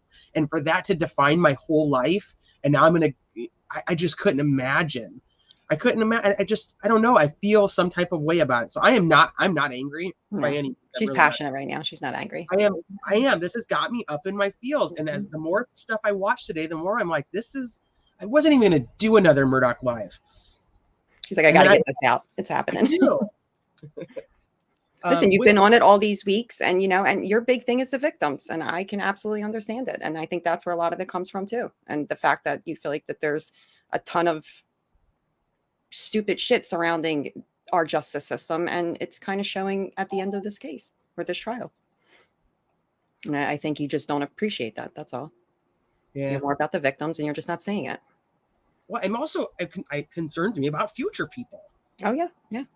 Because I don't want them to just be able to make shit up. If I do something wrong, they better be able to like prove I did something wrong. Without a reasonable doubt. Man, it's so good to see you. And I'm way behind on chat because I got all up on my soapbox. I'm gonna get down. You want to know who leaked the autopsy pics? That was the prosecution. That was the freaking prosecution that leaked the autopsy pics. They showed them in court. Wow. And the prosecutor, I don't know his name because I don't know all their names. He literally is the one who flips over the screen and shows Maggie's, and then goes, oh, oops, and then like covers it back up. Oh my God. Paul's, on the other hand, was, I think, just bad camera angling. I don't think that had anything to do with anybody on purpose. But the other one was a total flipperoo of the prosecution, just doing something dumb. Oh, hey, Sharon. We're all gonna meet outside the parking lot after this room. Hi, Sharon. Yep. I hope you feel better about all this. Sharon comes in with her nice comment. Like, thank you. Don't leave. Yeah, don't leave. Stay. I did. I saw them too. I saw them. Okay, I skipped to the back down chat, so I probably missed a whole bunch of other stuff. But okay, let's go talk about the juror real quick, and then I can get all that out of my system. Wait, T, stay-at-home mom detective just said charges have been filed in Dylan Round's case. Please. Seriously? Stay-at-home mom detective. If you see anything else, can you just drop it in chat while we're live, if you don't mind? I'm sorry, T, I didn't mean to do that. I just saw her comment. No, that's a huge. Okay, I'm gonna look at that as soon as we're done. Yeah. How do I know they leaked it? Because I was watching the trial when he flipped the papers over. So it's the prosecutor with the dark. He has like a full head of dark hair, and the when they're like, okay, make sure everything's under seal, blah, blah, blah, he takes the 2 white papers and he flips them over on his monitor. And so that monitor is the one that's actually facing the camera. And so when he flips those, so, okay, it's hard to explain. I'm going to see if I can, give me 1 second. I'm going to turn my camera back on so I can try to show you. So the monitor is like facing both ways, right? And they have like a cardboard cutout on this side. And then they have these 2 papers that are taped together over on this side. Well, he takes those 2 papers and he flips them over. Well, that's the camera that's actually facing, or that's the screen that's actually facing the camera. So he realizes it and goes like, oh crap. And then he like flips it back over. But it's definitely him that does it. Because I have the full screen, I have the full screenshot of, I don't have it of him doing it, but I have it right there it's at the prosecution table. And then for Paul's, it's actually Waters that's he's holding it and presenting it to the jury. And as he's like facing like this, and the shot comes in, the camera shot, because the courtroom's got cameras all over it, is hitting right here. And so you get the side shot and it's actually his. So the 2 that come out are actually from the prosecution. Wow. I did not know that. So James Brenner was arrested for aggravated murder. What? He's been in jail already. Okay, I'm gonna have to look at that. We'll have to go into all that too. That's crazy. I mean, it's about time, but I'm trying to figure. Wait till you see how they got it. T. Your mind's gonna be blown how they got it. Can you just tell me real quick? Because I don't know if I can wait. They got Dylan's well, they download it. They got digital basically from his phone, and it's got Brenner covered in blood. I got down to that part so far. Holy crap! Are you serious?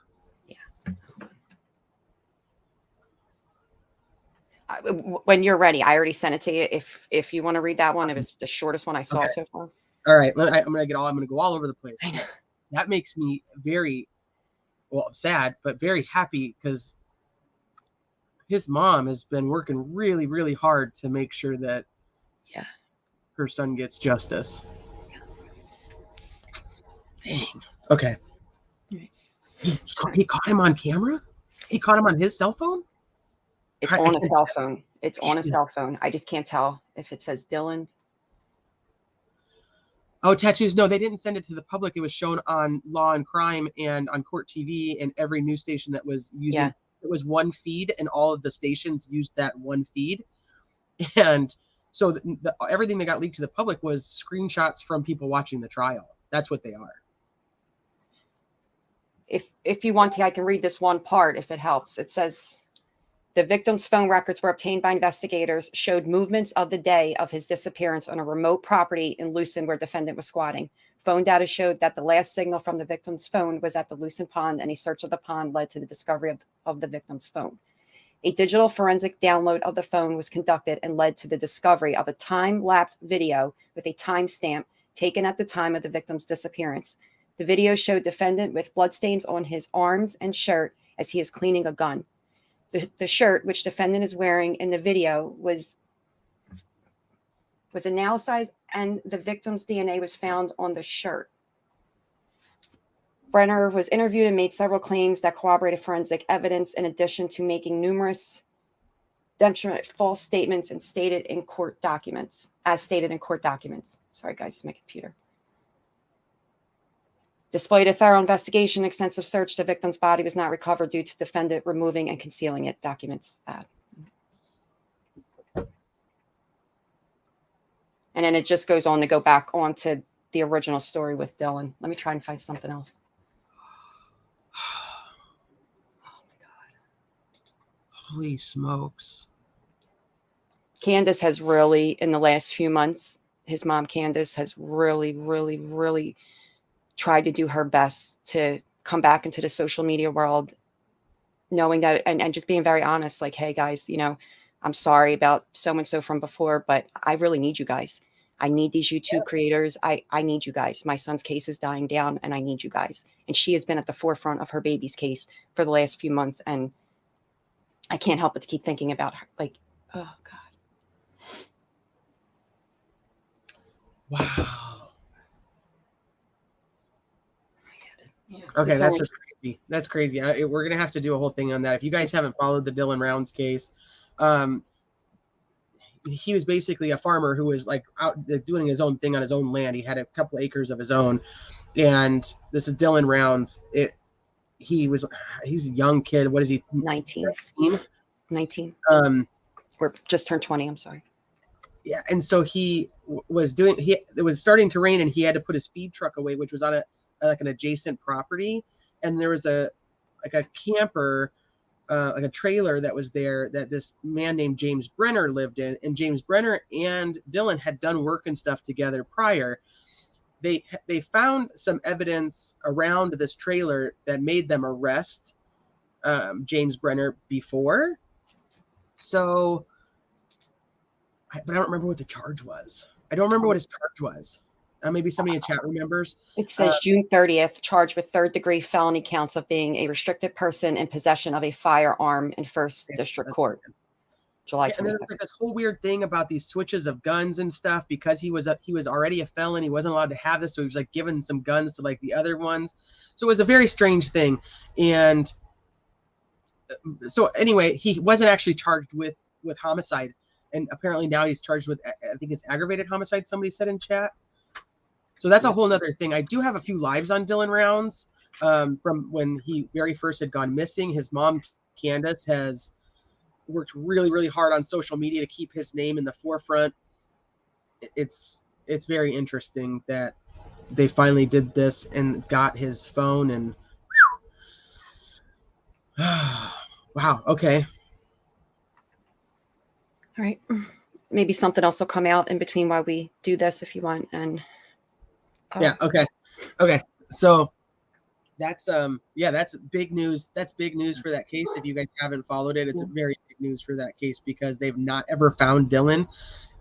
They found his boots, but not him. I mean, there was a lot of weird things about the whole thing. So, yeah, I would catch up on it so that you guys can be in the know too. Hi, Mitch. Molson's talking about Debbie Collier over here.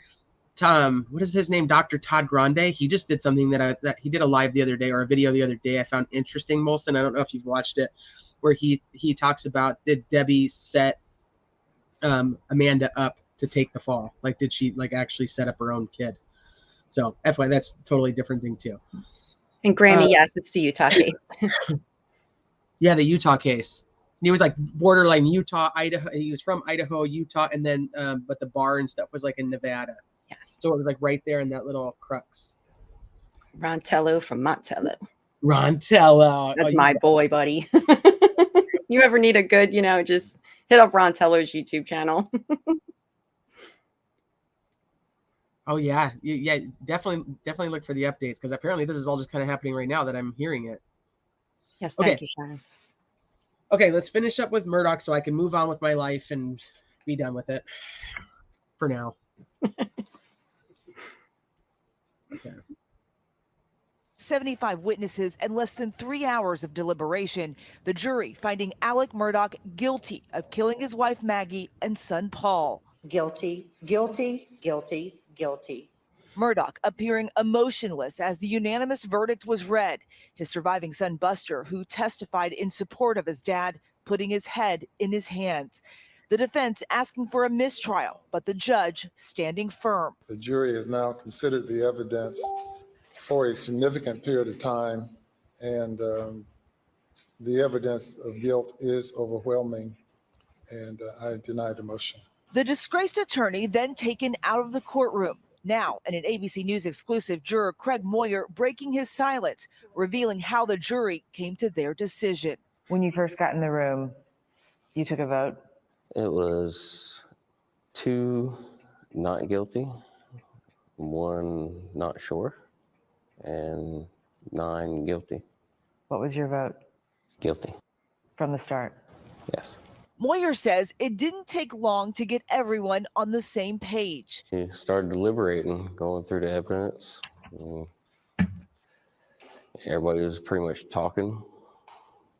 And I don't know, about 45 minutes later, after all our deliberating, we figured it out. So it took basically 45 minutes for you guys to come to a decision? Probably about 45, maybe an hour. That's really fast. Yeah, The evidence was clear. He says it was this piece of video featuring Alec's voice at the crime scene moments before the murders that convinced him. Hear his voice clearly. And everybody else could too. Alec finally admitting it was him for the first time a year and a half after the murders. When he said it was him, were you surprised? I was very surprised. Why? That was his only savior right there. For some people, it's so hard to understand how a husband, especially a father, would kill their own son. What made you so sure that he had? His responses, how quick he was with the defense, and his lies, steady lies. Did you feel like he was a liar? A good liar, but not good enough. Moyer also not convinced by moments like this. Alec appearing emotional on the stand. What did you think when Alec Murdaugh took the stand? I didn't think much of him. Really? Really. I didn't see any true remorse or any compassion or anything. Even though he cried a lot on the stand. He never cried. He never cried. What do you mean by that? All he did was blow snot. Did you not see tears? No tears. How did you know he wasn't crying? Because I saw his eyes. I was this close to him. Moyer says he also didn't buy the defense's argument that Alec didn't have enough time to commit the crime and create an alibi. The defense said there's no way he could have done all these things, clean everything up, get it all ready, and then go to his mom's and come back in that short amount of time. I think there's just enough time. All those factors leading the jury to hand over that guilty verdict. If you really look at everything, it's all plain and clear. And the judge delaying sentencing until the... Okay, so I want to be clear. I have no issues with this guy. He seems like a simpleton, seems like a Southerner. I am totally fine that he is that he said guilty. Totally fine with it. My issue is now with these two not guilty jurors who were convinced after 6 weeks of testimony that this man was not guilty. And then 45 minutes changed their mind to guilty. And the one who says, I'm not sure. So obviously that one kind of gets the pass because they're like, shit, I'm not sure. But Right. still, how'd you go from not being sure in 45 minutes to an hour? You now believe he's guilty. In 45 minutes.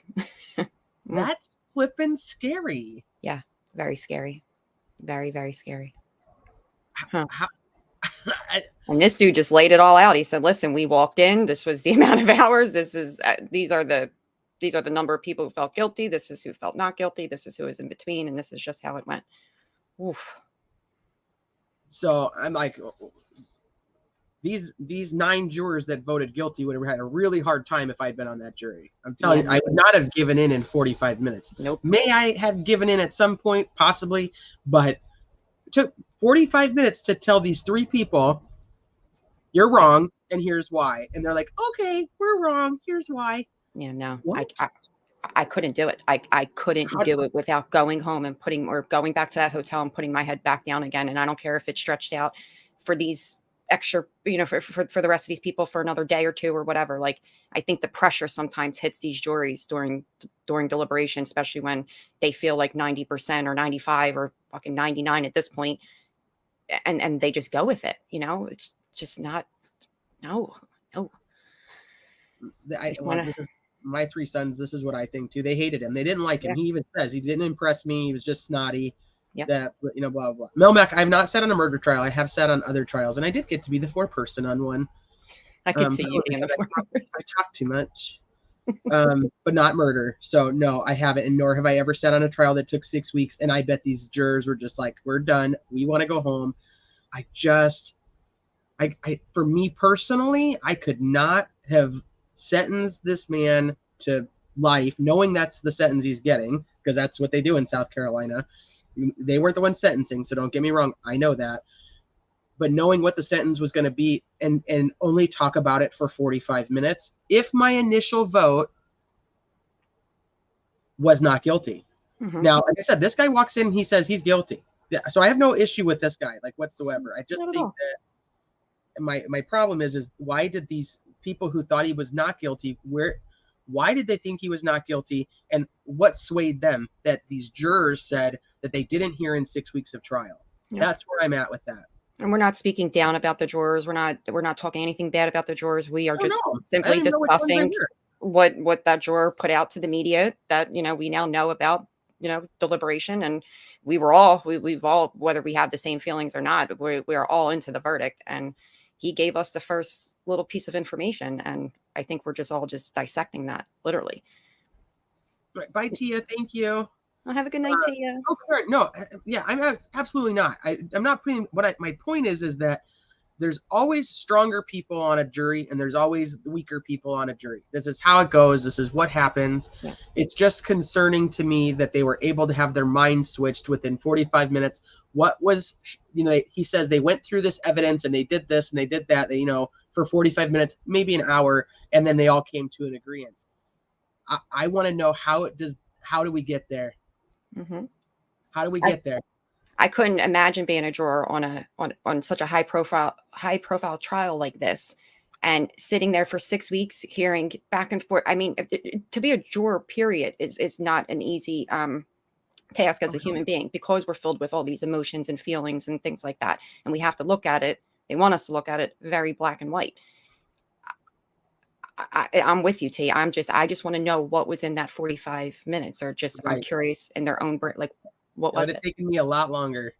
Yeah. Oh, Chris says, I've sat on a triple murder trial for 4 weeks. Our jury made a decision quickly because we listened to the evidence. Okay, Karen, I have to ask.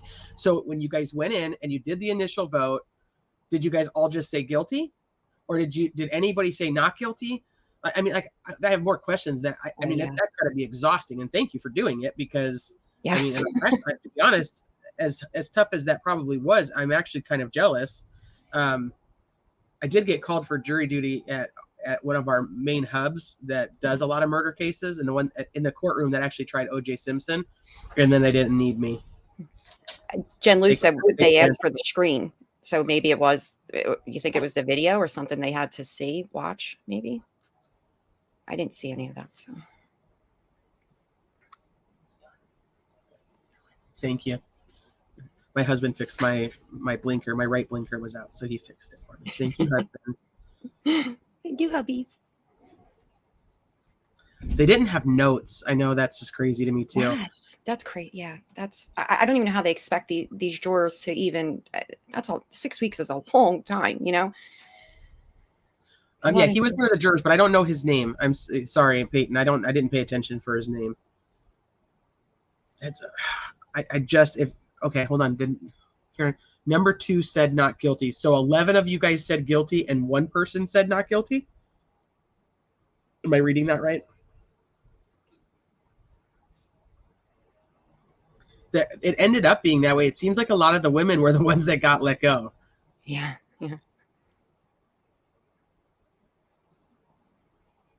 Karen responded. We talked about the evidence that they felt made them not guilty and discussed questions. Okay, so did you say up above in your comment, Karen, how long it took you guys to come to guilty? And that was 1 juror out of 12? Hi, 10. I didn't even notice you popped in. They just wanted to go home. That's kind of how I feel. I think they were done. Yep.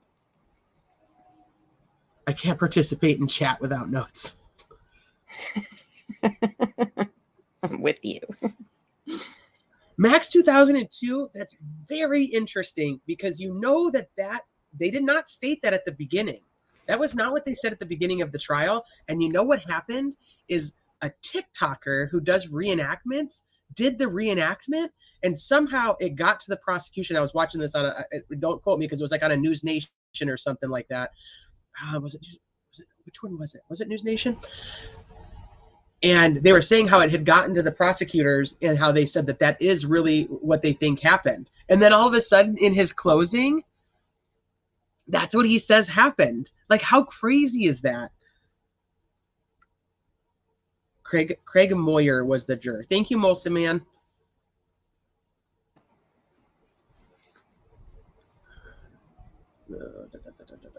Have you guys seen that reenactment? I can show it to you guys. Okay, so this one's done. So that's why they're suing. Is that the TikToker that they're suing? Did I miss that? No, that's, I don't think so. It could be a different case I'm thinking of too. Hold on, I'll find it real quick. Give me a second and I'll play that. I mean, she does a really good job. I actually think she might be the one who did the Idaho 4 reenactment of the house. Oh, okay. Don't really quote good. me. Don't quote me on that. Mary P said YouTube's weighing in. Incredible. No, Here we are. Not do TikTok. Well, it was eventually put onto YouTube, and I think that the YouTube was sent to them. To be fair, okay, hold on. I'm gonna find it. You tell me that this isn't interesting. That this chick does this, and she's very good at it. And she had me kind of like, wait a minute. Yeah, I think this is it. Hold on. Yeah, BH. It seems to be what. This is a 3D model of the Murdaugh crime. This illustration will show you how each person was shot. If you like my work, give me a follow. Paul was in a dog kennel taking a video that ended at 8:46. How do I make this bigger? A few minutes later, he was walking to the feed room. Oh, shoot. He's texting a friend and reads his last text at 8:48:59. Crap, I forgot. Seconds later, the first shot is fired. I'll put the link in. At 8:49:01, his phone is forever locked and never used again. Blood drips from Paul's left arm as he staggers to the door. The gunman, thinking he had killed Paul with the first shot, goes to get his other weapon, but is shocked when he senses Paul by the door. A second earlier, Maggie at 8:49 reads her last text and is interrupted by the sound of gunfire. She turns to run back. The gunman grabs his gun and runs towards Maggie. As she approaches, she sees Paul on the ground, but the gunman stops her.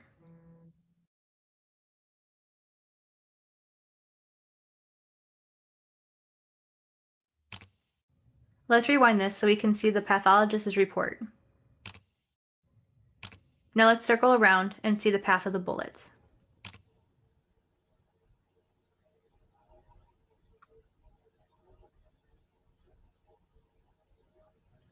Here we see the two entrant wounds, one here and another here. I'll put the link in here so you guys can watch it at the right angle because I forgot Circling around to the back, we can see those exit wounds. Films it.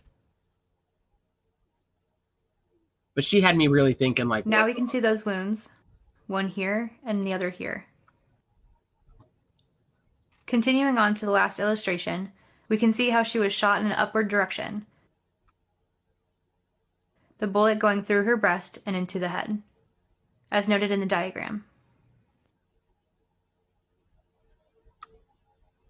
Okay. So, but I put it in there so you guys can watch it at like the right angle because I don't know how to switch. I'm not great at TikTok. Dateline is doing a piece on the trial. 2020 is doing a piece.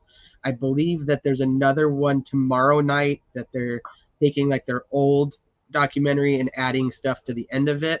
Or maybe that was tonight. I don't remember. I think it's 48 Hours. It's doing that tomorrow night. So. I like how BR put it. Which one? Let me see. Sorry. They were swayed. Pure pressure in the weekend. Kept it simple. Well, and I think that's possible. And that's why I'm like, I want more information about that because I think that I don't know, there's something to that. It only took you 45 minutes to be convinced by the other jurors. Why weren't you convinced in 6 weeks of testimony? That's where I struggle. Same. I want to know what was in here. Even if that was the scenario, it doesn't prove that he did it. But it made me, because I had a lot of questions, especially when the pathologist was discussing the left breast on Maggie. I struggled with that one a lot. And then there was something else that came out that kind of was like a visual, because you guys don't watch me a lot. I'm kind of, I don't know what they call it, but I need to learn in every way. Like I have to write, I have to see, I have to, I have to visualize. Like whatever that trifecta is, where like you have to do all of it. You literally break it all down, consume it all, take it all in, and then you put out not just one, you put out multiple. That's why you factor in a very layered person, because I mean, a lot of us are, but you're very layered especially in that sense. And that's how you pick apart these cases and you come up with these amazing questions, scenarios, theories, all of it. It's because that's how your brain works. And I think because I have to have like an answer for it in my own brain to make it make sense. And I don't know. So I have to do all of it. And I know You there's normally have a couple. learner. And that's how you that's how you manage to corner a lot of the, because there's times I'll play out a scenario and you're like, Michelle, absolutely not, because your brain has already filtered it 3 different ways and you've angled it and cornered it 3 different ways, and you do it and it makes me hold up every time. And you're right, 99.9% of the time you are absolutely right. It's just my brain did not break it down that way, and then to even think about it like that, and boom, here it is. You're amazing when you do it that way. I promise you. That's why your brain is. I get it wrong though. I thought they were going hung and they didn't. So I mean, we're all wrong sometimes. It's okay. Sometimes we're wrong. I thought I was wrong once, but I was wrong. So that's my dad's favorite line. They were threatened that they were going to have their eggs taken from them. I thought it was cool. Didn't they say one of the jurors brought all the other jurors' eggs? That's why there was eggs. I thought. Oh. That's what I like. Somebody had a chicken, and so they brought the other people eggs. Maybe I heard that wrong. Because, you know, mainstream media does crazy stuff sometimes. Max 2002. You're not being annoying. Who do I think did it? One, I wish that the defense had brought something to the table that was substantial. And because and once again, like Jen and I have talked about like actually requesting discovery and stuff now that this is over and we can possibly get a lot more information. Because I'm very curious about, one, the evidence that wasn't allowed in, all the interviews and things that they did do, because I know that they went and interviewed all the victims of the boat crash and their immediate family. But I'm very curious about a little bit more of an outer circle, not Paul's immediate friends, but some of the outer circle that were really, apparently this kid pissed off a lot of people, and Alec obviously pissed off a lot of people. So I don't have a person in mind, but I'm curious about like this culture that they were around and how many more people that they pissed off that it could have been that I don't have any clue about. Yep. So I don't have an answer for that. I don't have a person that I think did it. I'm not saying that he didn't do it. Right. I was overthinking the eggs. 12 jurors, 12 eggs. How about you put your egg in? Wait, I think someone else said that they brought them in, and then when they were dismissed, they took them. Is that true? Well, that's what I had heard, that somebody had eggs, or somebody had a chicken and they brought in eggs. But then they took them back when they were dismissed? Did that happen? Bye, Quinny. Thank you. Oh, bye, Quinny. See you later, babe. So, hi, Dragonfly. I think a couple other people popped in that I may have missed. I'm sorry. I wish we knew the motive. I got to know why. I think that's a big thing for me, too, because I do not. The financial stuff makes 0 sense to me. And I know it makes a lot of sense to other people, but it makes 0 sense to me. I just don't think it had anything to do with it. If they had actually gone with the whole drug thing and the messages between Maggie and Alec and Paul and Alec, I mean, from May, and more about that, I probably would have bought more into it. Yeah. Let me see. Okay, but people in South Carolina are armed all the time. Why would they go to the kennels at that time? I don't even think that they went to go just kill them. If it was somebody else, I don't think it mattered who they were going to kill. I don't know if it was necessarily Paul, or maybe all Paul's friends knew Paul was coming into town that night. That's why I said there's so many more questions I have on the who it would have been. That's why I said I wish the defense would have put forth a solid theory that I could go rabbit hole. But now I'm going to have to rabbit hole the whole thing and try to request some information so I can see for myself who else it could have been, because I don't have that. And I know some of you guys are like, you followed this from the get-go. I have other cases. And so you guys know all these little intricate things that I don't know. So it's probably very frustrating for you because I've been the other person when I know all the details to the case, literally down to the second, and somebody doesn't, and they say things and I'm like, that's just stupid. Why are you saying that? So I totally get that's why I'm like, I okay if you disagree with me, because this is just kind of where I'm at in the process. I don't know all those things. I literally was not in any Murdaugh Facebook groups until the trial. I don't have all that background. So this is where I'm at, just listening to the trial.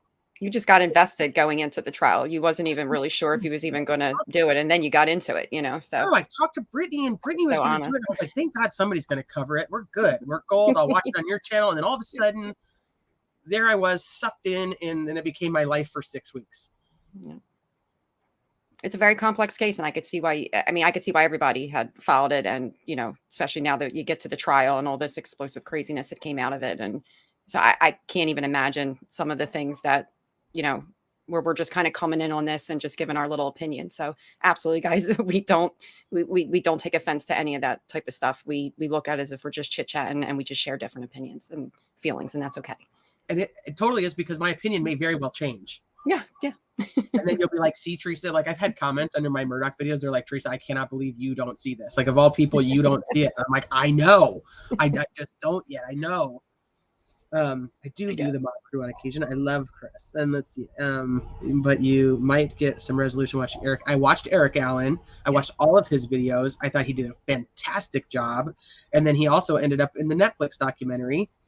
And I watched his little little video he did after the Netflix documentary, and I just like that guy. Yeah, me too. T got me into him. He's awesome. T, the same thing happened to you and I. I was so not interested, then boom, sucked in. I know, she was like, fine, I guess I'll cover it. Like, I don't know anything about this case. I was like, well, I don't either.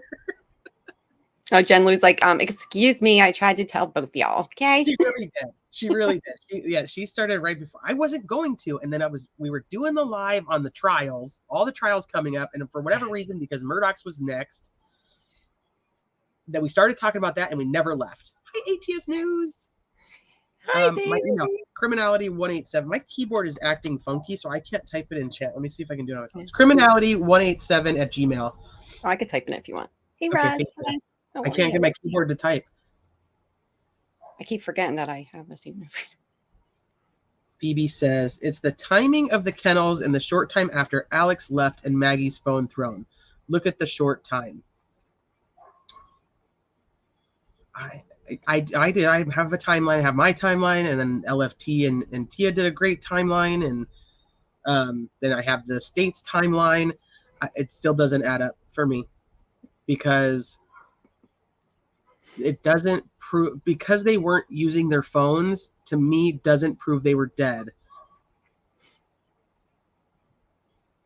So that's kind of where I'm stuck out there. It doesn't prove they were. Does it possibly prove somebody was there and threatening them? We don't know how long they were there being held at gunpoint, or even if Maggie was. And like, say Paul was caught by surprise without the solid time of death. I struggle with that. We don't know if the dogs were barking at intruders, because we don't know when the intruders would have been there. Because Alex says the dogs weren't barking at any strangers. One, maybe it wasn't a stranger. I have multiple things with that. Maybe it wasn't a stranger. Maybe he wasn't there at that time when there was an intruder. They were also doing stuff with the dogs. And I don't have an iPhone. So anybody in here who has an iPhone, if you want to go throw your phone around and become an expert, I have something else to ask for you to do. If you guys can try to send a video via text message when your phone is at 2%, because I can't. My phone won't send a video to anybody via text message if my phone's at 2%. And I have a Samsung, so I would be curious. I have an iPhone, and I've never, and I drop this phone all the time. It does sometimes capture stupid photos or whatever, like if I'm in the middle, but I've never had that done. Like it. Oh, okay. They could have put their phones down. Yeah, they could have just been busy. Yeah. And I don't think he could have sent that. So I once again, this is the whole reasonable doubt thing. I'm not saying that the guy's interested. I'm not saying that he's, did I say interested? Did I say interested? Because I just pulled a Jen Lou. I looked at the chat and somebody said interested, and now I think I said interested. Innocent. I'm with Jen Lou. Hi, Peach Jam. Jam, how are you? I am the type of person who is always interested in seeing crime scene photos. I know that other people find that very tacky. I'll take it. I'm not one of those people who find it tacky. I think that they're very helpful in trying to figure things out. Not that I'm a pathologist or a medical examiner or a coroner in any way, I did say it. Yeah. We'll take a look at it. But I do look at them. Crime And I scene know photos, a all lot about of it other too. people. Well, to T's point, I have a huge problem with the hose. Maggie would put her phone away for that. Hi, Austin. Hey, Austin, how are you? And Matt Scarrow wants to see them, and Jane Doe does too. Yeah, we had on the attorney, for the Rebecca Zahow case, and he showed some crime scene photos that had never been seen in the public. Yeah. And man, it had me questioning things that I was like, "Wait, what?" Mr. Greer brought it. Yes, he did. Yes, he did. I love that man. We're gonna bring him back for part 2 at some point. So, I think that it's very beneficial, but there is I know the line that there's a lot of, that they are human beings, and you gotta have to take that into perspective too. I know. So I'm not trying to be crude when I say that, but I do find them important. Mm-hmm. Yeah, very visual. See, this is that whole thing. It comes to like, I want all the pieces and the parts. Yeah. You want to see it too? I do have the 2 pictures that were shown in the courtroom that were, posted on social media after. I do have those 2. And then I know that I think I have a couple from the body cam that they weren't actually blurred. Did Maggie have pockets in her dress? Max says yes. I need to know to figure out her phone. That's such a great question, Mary. Or wait, maybe I'm confusing people. I think Karen is saying yes, a dress and sandals, but I don't know if that's yes to the pockets. And Max just said no. Okay, so I don't know anything about the clothes. If you want to see the autopsy, paint a red dot about the size of a quarter on your chest, close your eyes, and take a selfie. Aww. Oh my God. I read Murdaugh, she wrote, and Maggie was not the world's nicest lady. She should still be here today, but I was surprised to read certain things about her. I actually thought that too when, the Dynasty one, the three episodes that I watched when we very first started talking about this case. I think it's Connor's mom. Maybe it's Anthony's mom, but I think it's Connor's mom that says like she got in the car behind her and was like really weird about it, and like it kind of rubbed me the wrong way.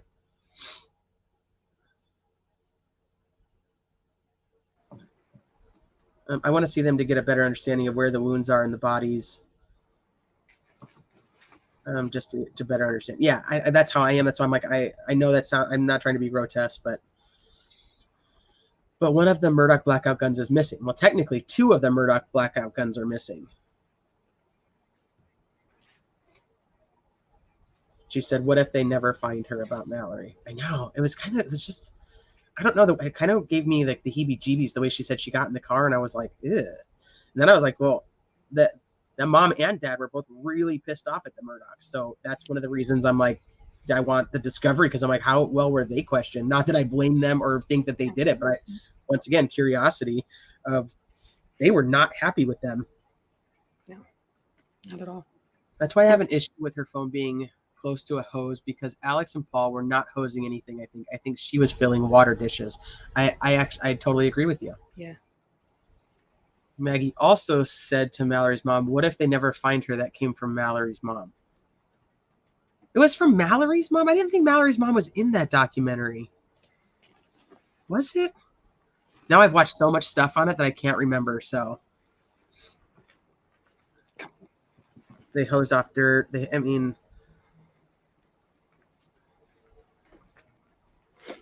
Okay, all right, let me get back over here so we can finish this off. Because I think I have 2 more shorter videos. Oh, okay, we did that one, so let's do this one next. So this is, have you guys seen this one? You may have seen this one too. Yes. I like Poot. I'm a big fan of Poot. Just FYI. I know people don't like him, but I Good like afternoon, him. or And he's the senator. yeah, afternoon. I'm Dick So it's Arbulian. interesting that This the is Attorney Jim General Griffin. fighting the senator. That's Emily Dale. That's Maggie Fox. That's Holly Miller. And this is Phil Barber. We are Alec Murdaugh's defense team. And I got a totally different feel able from to them. I answer know your they questions. lost, We're and they not going to obviously make a statement. I know y'all don't want one. but I still got a different So, feeling about the families and how they felt about. Anybody got a question? Do you think it was a mistake to put Alex Murdaugh on the stand? No. Next. Do you think it was a mistake to put Alex Murdaugh on the stand? No. Next. Freaking poot. He totally needs new sunglasses. I think he borrowed somebody else's, like maybe this little chick on the end. Yeah, from a 5-year-old. Look how little they are. What? Freaking tiny poot. Like, God, what are you doing? I know you make enough money to get some better sunglasses. You've got little Putin glasses. They're so teeny tiny. Look at them. They're like way up here. They've got to be like hers or something. He should have borrowed this lady's because those totally look like poot glasses. Like old school cop glasses. My dad used to always have a pair like that. He probably She still looks does amazing that. in hers, though, by the way, with the gold She trim does and look her beautiful hair. Yeah, she really does. This chick's like, I really wish I had my sunglasses. Dude behind him saying the same thing. He's like, just not those. Anything but those. Yeah, I know. He's just like I don't know. I'm They look old. like tanning bed glasses. That's what they look like. Ew. They look like goggles. They're teeny tiny. Oh, poor Poot. Okay, hold on. Why didn't I? Well, for two reasons. One, she admitted she talked to other people about the case, but not specifically. But technically, I think the judge had leeway to excuse her. But she clearly, after we interviewed her, Jane, my mind had not made up her mind, and I thought that was important. You think she would have helped her case? I don't know. She didn't express an opinion to us. She said she was open. She hadn't made up her mind. Mr. Harper, the defense has made a great deal. Well, thank you for saying that somebody Oprah'd it. And MK, thank you so much for the memberships. I really appreciate that. Something is up with my StreamYard that I cannot see. Well, I can't ever see the gifted memberships anyway, but if anybody's put a super chat in, I can't see them. I don't know. So I don't know why that is. Is my thing not all the way where it's supposed to be or something? But I don't know. But MK, thank you so much. And if anybody did put a super chat in and I missed it and I ignored it, I really apologize. I didn't mean to. I don't know what's going on. But that's super cool. I appreciate that you did that. And congrats to all of you who got some. Austin got one. For your position in the Senate, do you feel there's an opportunity to address that from a legislative standpoint? I think there were significant issues, but I won't be addressing that in the Senate unless it comes up in a bill. I'm not going to mix this role with my role as a senator. I would not do that. Why do you think that the prosecutors didn't seek the death penalty in this case? And what do you make about the judge's comments after the verdict that he agreed with the jurors? Go ahead. What now? Death penalty question. What was the question again? I'm sorry. Why didn't they seek the death penalty? Well, I'm somebody that's prosecuted and defended a bunch of death penalty cases. And clearly, you never do it in a circumstantial case. Because you're not 99 times out of 100, a jury's not going to sentence somebody to death without I saw him do it, he confessed, or great forensic evidence at the minimum. They had none of that here. Secondly, in a death penalty case, it gives us the ability to individually voir dire jurors, which would have been very helpful here. And the prosecution obviously didn't want that. So I don't disagree with. If I'd been prosecuting this case, I probably wouldn't have brought it. But based on, what we heard was presented to the Colleton County Grand Jury by Detective Owen that Jim crossed, blood spatter that didn't exist, testimony about guns that was wrong. I can go through the litany with you. Going back to his question, I think SWED needs to do some self-examination on the forensic processing. They did not. One of the things we complained about was that Maggie's phone would have had all her GPS data on it if they processed it within 5 days. And they because they didn't, the GPS data got overridden. It was just one, which would have been helpful to Alec. It's fingerprints, footprints, and all kinds of forensic things that weren't done. So what was the question about the judges? What did you make about the judge's comments after the verdict that he agreed agreed with it, thought it was the right conclusion? He's entitled to his opinion. Mr. Herculean, can you expect an appeal anytime soon? 10 days we'll be filing an appeal. What do you believe the strongest grounds for an appeal are?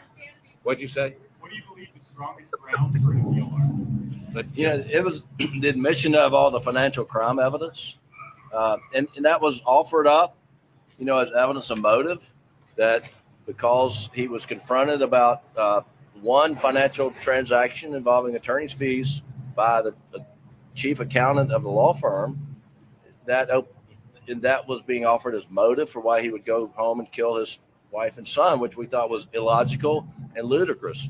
And there really was no evidence linking one to the other, and we did not think it should come in. Not only did that come in, but every other financial misdeed that they could bring in over the last 10 or 15 years was allowed in. And we think that we strongly objected. We respect the judge's decision, but we believe that was an erroneous decision. And we believe that the judge was somewhat misled, because at the conclusion of the case, when Mr. Metters is up on his rebuttal argument in front of the jury, he says to the jury, "Oh, forget about all that motive evidence. We don't have to prove motive. We just have to prove malice," which is right. But why did they go to all the effort to prove motive when at the end they say, you don't have to believe us on our motive theory? But by then they had cast Alec as a despicable human being, and that was the reason they offered it in the first place. And we think the appellate courts will take a strong look at that. We feel like that is a very solid ground for an appeal, and we're going to pursue that.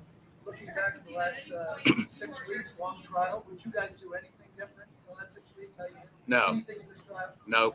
I mean, look, once the judge first of all, we believe if the judge was going to let that stuff in, it should have been limited to the Ferris case, which is what they were asking him about on Monday on the feed. Number two, Tinsley, the person that made the motion to compel to be heard on Thursday, Dawes Cook, Alex's lawyer, both agreed there wasn't going to be any storm or Armageddon or anything that was going to happen that Thursday. The judge might have issued an order, which months down the line might have posed a problem. So once they got that character character information is he's a thief, he's a liar, then it dictated this jury had to think he was a despicable human being and not to be believed. So it was about character. It wasn't about motive. So as a result, our options were limited. Should he take the stand? Well, you know, we debated that. He always wanted to take the stand. But once that information was in, I mean, if he had to take the stand to explain the kennel video, the lie, if you will. He had to, but he had no credibility. His credibility had been stripped away by the financial misdeeds. Claim today that he's innocent? Yes. How is Buster doing, and why did he choose not to speak in the sentencing? We could have had Mother Teresa up there speaking on behalf of Alec at sentencing. I mean, he was getting a double life sentence. That was expected. I mean, this is Judge Newman. He's a very stringent punisher when it comes to crimes and sentences. I mean, that was never in dispute. And so for Buster to get up and speak on his dad's behalf would not have made a difference. And why do you want to put that kid through more trauma than anybody that we can imagine has ever been through? Have his feelings about his dad changed at all since the trial? What's that? Have his feelings about his dad changed at all? You know, I can't speak to Buster's feelings. I can tell you this. There was a lot of effort by the state to convince the family that Alec is the murderer. The family came to trial every day for 6 weeks, expecting to hear proof positive that he killed Maggie and Paul, something that they had not heard before. After 6 weeks of trial, they came away more convinced that he did not do this, and they steadfastly in his camp and support him. And that's where they stand. What's next for Alex? Well, Alex will be leaving shortly to go to Columbia to R&E, it's called, where he'll be at the South Carolina Department of Corrections. He'll be evaluated. That's about a 30-day process, and then he'll be sent to wherever the correctional facility that they assign him to. Is there any special security measures for him? No, I don't think. You know, Alec was not optimistic that with all of the scrutiny and press and all of his bad acts being out in the public and the world, you know, media domain, that he could get, you know, a jury to put out all the noise and just focus on the murder. And so coming in, he was somewhat pessimistic. He became optimistic as we got through the process. But I got to tell you, and all you reporters, you know the whole story, I'm sure.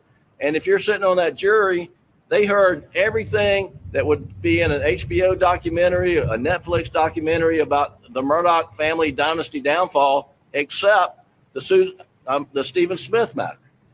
I mean, so we were hoping to get a jury to put all, you know, that could ignore the noise, focus on the murder, and we ended up trying a case that they could have watched on Netflix.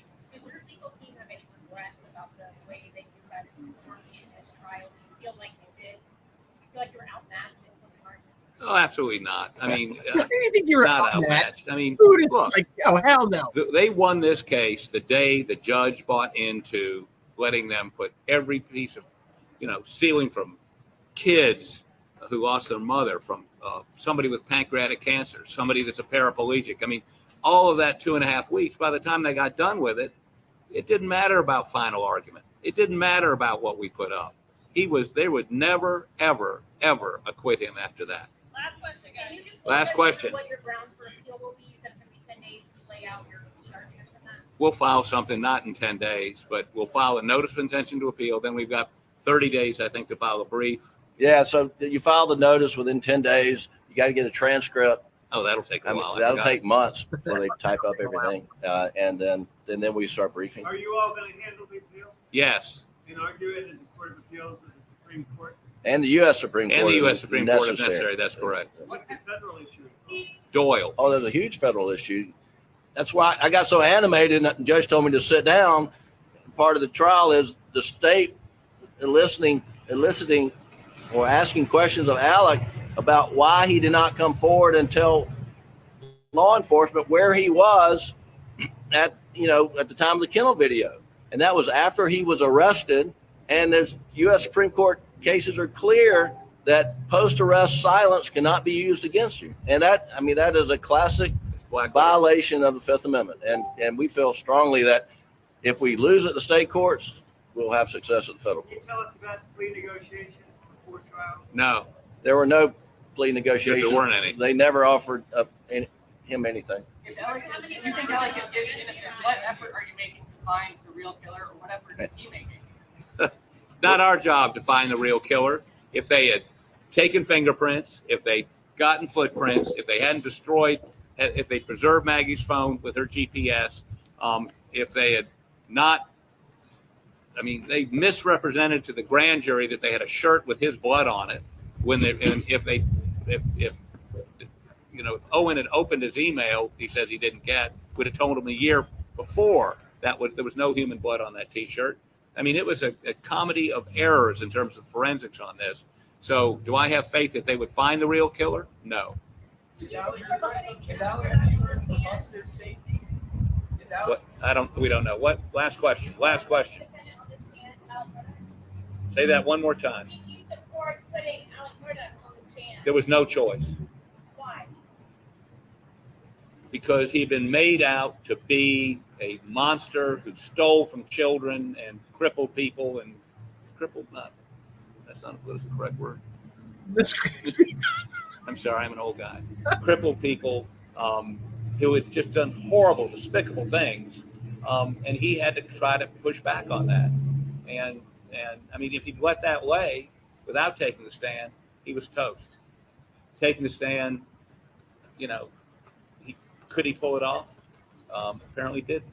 In hindsight, do you regret not asking for a change of venue in this case? Not really, because we checked. We did focus groups in this case in a county way far away from here. 8 of the 10 people on the 2 focus groups knew all about this case. There was nowhere you could go that you could find. We believe you could find a jury that knew that didn't know, hadn't watched TV, hadn't read the stuff you write or the stuff, the Twitter stuff. And by the way, one of the good piece of information now that this trial is over, Griffin can start tweeting again. That's right. All right, thank you guys. Thank you. Oh goodness! I when he's like that, is that? I don't think that's politically correct. I about died. I was like, Poot, what are you doing? Putin over there. But so for me, because they're all politicians. I mean, not Jim, but like Poot and the Attorney General, they're all politicians. But there was a very big difference in their presentations of after the aftermath. And I did listen to a couple different experts who said the finances are not going to get them an appeal. I don't know enough about the appeals process to know what would and wouldn't. So it kind of is what it is. I have one more video that I want to show you guys real quick. And I just think it's interesting because this goes to what Poot was just saying, is that talking about SLED and how SLED needs to do a better job. And I know, like, oh yeah, blame the cops, but they really did need to do a better job. There was a lot of things that, and hopefully they learned from this case and of something of this magnitude and the circumstances of the rain and everything else that was happening that night. But in Colleton County Sheriff's Department as well, it was crime scene nightmare. So I don't know if they could find anything else at the point where everybody had just trampled all over everything. And like I said, I hope that they do something different. But and Karen, you said that it was Poot who let the finances in. I thought it was Jim Griffin. Didn't he open the door to that? Hi, Backyard Garden. The paraplegic was Hakeem Pickney, an amazing human being. Did he pass away? Because they were going through all of those people so fast that I was struggling with, like, I know that maybe the pancreatic cancer one was the one that passed away. They were going through them so fast I couldn't keep track of who was who and what was what, besides the there was a Mack truck case, and there was just so many. And that's why I said I think the guy's just a piece of crap. I don't necessarily care that he goes to jail forever. I just care that he goes to jail forever for the stuff that he did, and not necessarily just because we don't like him. If all the judges feel like this appeal is doubtful, yeah, I don't know, because they do have a couple different things that I think that they're focusing on the appeal, and one would be like the state Supreme Court, but then there's our U.S. Constitution that they can, they're going to fight different things with that appeal. So they're not done, but he also doesn't get mandatory appeals because there is no death sentence. BH, that would be very interesting. And this was another thing that went to, like, why didn't he try to figure out who did it? This was I put it in my column of why I think he could be guilty. Why didn't he try to figure out who did it? Like, if you look at most cases, like the family, especially families with money, they go about hiring like private investigators, and I mean, they do all kinds of crazy stuff to try to figure out who hurt their family. And he doesn't do any of that, and that bothered me. I put that in my column of why I thought possibly guilty. Yeah, and how connected he is, the family. They didn't use any of that. They didn't use any of their resources and their old school, but they have that. Yeah, that got to me too. Yeah, no, Patty and Pink, definitely not. That's gross. No, and I actually kind of take offense to that because I feel like I have better taste in men. No, I think he's a piece of crap. Yeah, no. I don't know whether he did this or not. I get that people are very passionate about that they believe that he did. I'm totally okay with that. And many of you may know a lot more about the history than I do, and I respect it. But I'm just going with my own personal feelings as I'm the one talking. So that's all I can do. We're discussing a case that many have followed for the last 6 weeks, if not even, I mean, most of you in here followed it even longer than that. So, I mean, we're just discussing the individuals involved in the case. I don't think there's not too much more to it. Yeah. We don't have a time of death. Their freaking coroner put his hand in the guy's armpit, or in Paul's armpit. Like, come on. Thoughts. What does Buster do from this day forward? Okay, so one thing that I was looking at, because I was looking at all the documents on Maggie's will, and what I did find out is that, so Edisto already sold, And then, so Moselle is the one that was in her name fully. And so it's part of her estate. And her estate's worth like hold on, I probably can just look it up real quick. 4.3 million, I believe it is. So, right, Jen Leo, I know. She said it perfectly. I was just about to. Yep, I know. Hi, Biz. So, 4.3 million, and Moselle is actually sold. It's sold in December, but they can't actually do anything with it because of the legal paperwork behind the fact that Alec is actually the beneficiary of her estate. And this is why this trial needed to go this way, because then it could be paid out. So that Moselle's sold basically under contract at this point, and everything should be settled probably this month or next. And the money will be split between the boat crash victims and the debtors, the people he owes money to, and Buster gets some. So I think Buster's getting like 530,000 of the 4.3 million. So it's going to be divided up. And then I believe Buster settled because, he was also part of the civil suit from the Beach family. And I think he settled for like 600,000 so that he would no longer be part of that. So that's kind of where that money is going to end up. And if Alec had been found not guilty, that money would have ended up with Alec. So, which also, if the man's trying to hide money and put a bunch of stuff into his wife's name so that he doesn't have money, it's kind of weird that he would kill her so that he could get her money, because if the suit was a storm a-coming and he was going to have to pay, then he would have lost all of her money, because they were going for $10 million, $40 million total. Whoa. So that's why that motive just makes no sense to me. So that's where I get stuck with it. Mm-hmm. Judy Jacobs says it had to family or someone that would fire a gun close to the house. The shell casings around the bodies matched older casings found near the house and were fired from the same gun. For the Blackout 300, yes, you are correct. But as I think that we can all agree on, is that Paul did not take care of his weapons. He left them everywhere. And if he left them somewhere that was somebody that he had pissed off, they do have the opportunity to use that gun. So I am not under the impression that somebody came on the property unarmed and killed them. Obviously, either Alec did it with the gun and a rifle, because they couldn't prove what rifle it was either. Then the Satterfield families, no, I don't remember if the Satterfields were involved in that. Smith is definitely not involved, because there's no case between the Smiths and the Murdaughs. But I don't remember the Satterfields being involved in that. I don't actually. I'll have to look. So, okay, but if Alec has fines and whatnot, the money that gets put on his books will be depleted for his fines. He will get very little of that. Yeah. The motive is complicated, and I think that's what makes it harder for me. Yeah. It's not.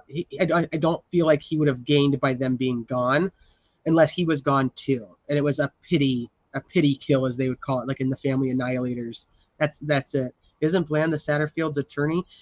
Yeah, but so the Satterfield boys have actually already gotten like over $7 million. So they're, he stole 4.2 million, but I think it ended up being like 2.8 is what he actually got out of it. That's what he stole, but they've already been compensated over $7 million, and that's nothing from Alec yet. So they actually made a lot more money this way, but obviously they were screwed. He really screwed them, but he signed. Jen Liu, are you still here? Because you know what he signed, and I never say it right. But he signed the that he did take their money. He already admitted to it, signed the paperwork that he did do it. But I don't think Maggie's estate goes to them at all. We may understand a lot more. He also has there's other charges. He has charges along with Eddie, where he's a co-defendant for I don't want to say the wrong thing, but it's basically for manufacturing drugs. Confession of judgment. Thank you, Jen Liu. I never say it right. But he's got all kinds of stuff. Who compensated them? That's Let me look, as I don't want to say the wrong thing. Oh shoot, my keyboard's not working. That's what I just, when I watched that attorney's interview, that's what he said, was that they had gotten it. I don't remember if he said who they got it from. I think Chris Wilson and Russell Lafitte. Chris Wilson and Russell Lafitte. Was it Chris Wilson or was it the other one, Corey Fleming? Might have been Corey Fleming. Hi, T-Mac. They can't even prove that Maggie didn't know about that he was doing this with money. They don't know that. In all the documents, it said that they don't, that it's believed that she didn't know, but they don't actually know that for sure. Yeah, it's one of the attorneys. It's either Corey Fleming or Chris Wilson, and I cannot remember whatever one was involved. Corey Fleming. Thank you, Karen. Okay. Okay, I'll be right in. Okay. No. Okay, enjoy then. Oh, you're welcome. AM was spending $50 a week on pills. That was 50. Well, I thought it was 50. He was spending like $50K a month, I believe. Oh my goodness. Blanca is sketchy to me. I agree, especially since she was selling Maggie's stuff on Poshmark. I think that's just shady. She's extra sus to me. Okay, so I have one more thing I wanted to play because it's based off of what Hoot has to say about SLED and how basically they need a makeover. And he doesn't.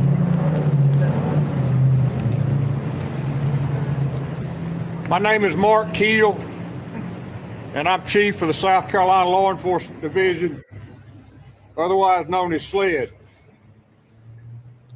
For those of y'all in the local media, you know I don't do very many press conferences. I've been chief of SLED for 12 years, and I've only done 2. The last one I did was in June of 21 to talk about significant violent crime that's just been unprecedented in our state. But today it's important for me to speak out. It's important because of the victims in this case. It's important because Maggie and Paul cannot. I want to make one thing clear to everybody. There are no winners today. I have a truly humbling responsibility as being chief of SLED. I lead a dedicated and professional group of investigators, forensic scientists, and support personnel. A staff that work day in and day out for days just like today to bring justice for victims. And today is not the end. It's the next step in a long road to justice for every person who has been victimized by Alex Murdaugh. Alex Murdaugh has now been rightfully found guilty of murdering his wife Maggie and Paul.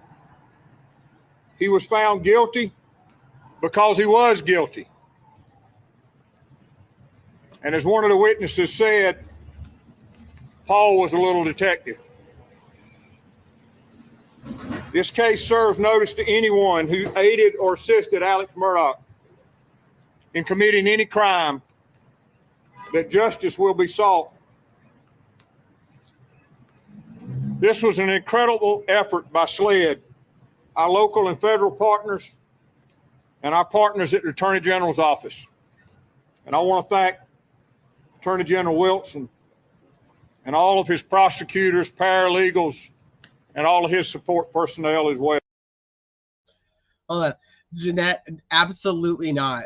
I do not think that Alex is honest at all. I think he's a liar.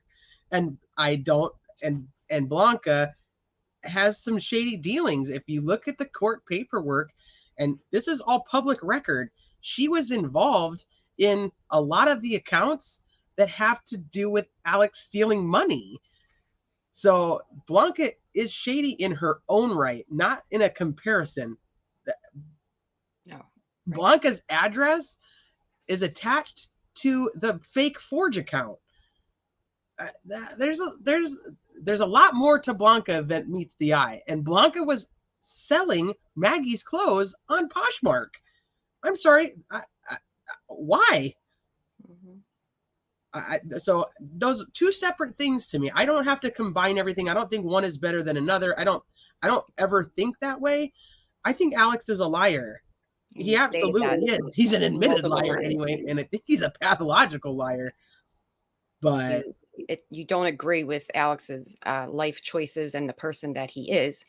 You're questioning things that have to do with this trial now, with whichever. It's not this that you just think that everyone else lies or is guilty outside of Alex. No, that's just you breaking down what you don't, which just is not making sense to you. That's all. Yep. Nothing more, nothing Blanca's less. suing her own daughter for a car accident. That Alec was her attorney. Like, come on. There's a lot more there. There's a lot of shadiness going on. Hi, Commander Ender Turkey. Hi, Charnel, Queen of Hearts. Hello. So don't mistake me saying one thing for it meaning another, because that's definitely not it. I do not feel that way, but that doesn't mean Blanca gets some pass, because she's got a lot of interesting things about her history as well. And what's this woman doing being a maid, a housekeeper for this quote unquote rich white family who talks about, I don't know. I don't want to go there. I'm not going to argue, but I'm just telling you, please don't walk away thinking that I feel that way when I don't. Not at all. And you mention it many, many times throughout this live and others. Yeah, and the whole thing is just interesting to me, because I think this guy who talks about how he does not do press conferences, he's done them twice, and he's like the head of SLED, took a lot of offense, I think, to what the defense team had to say about him and his team.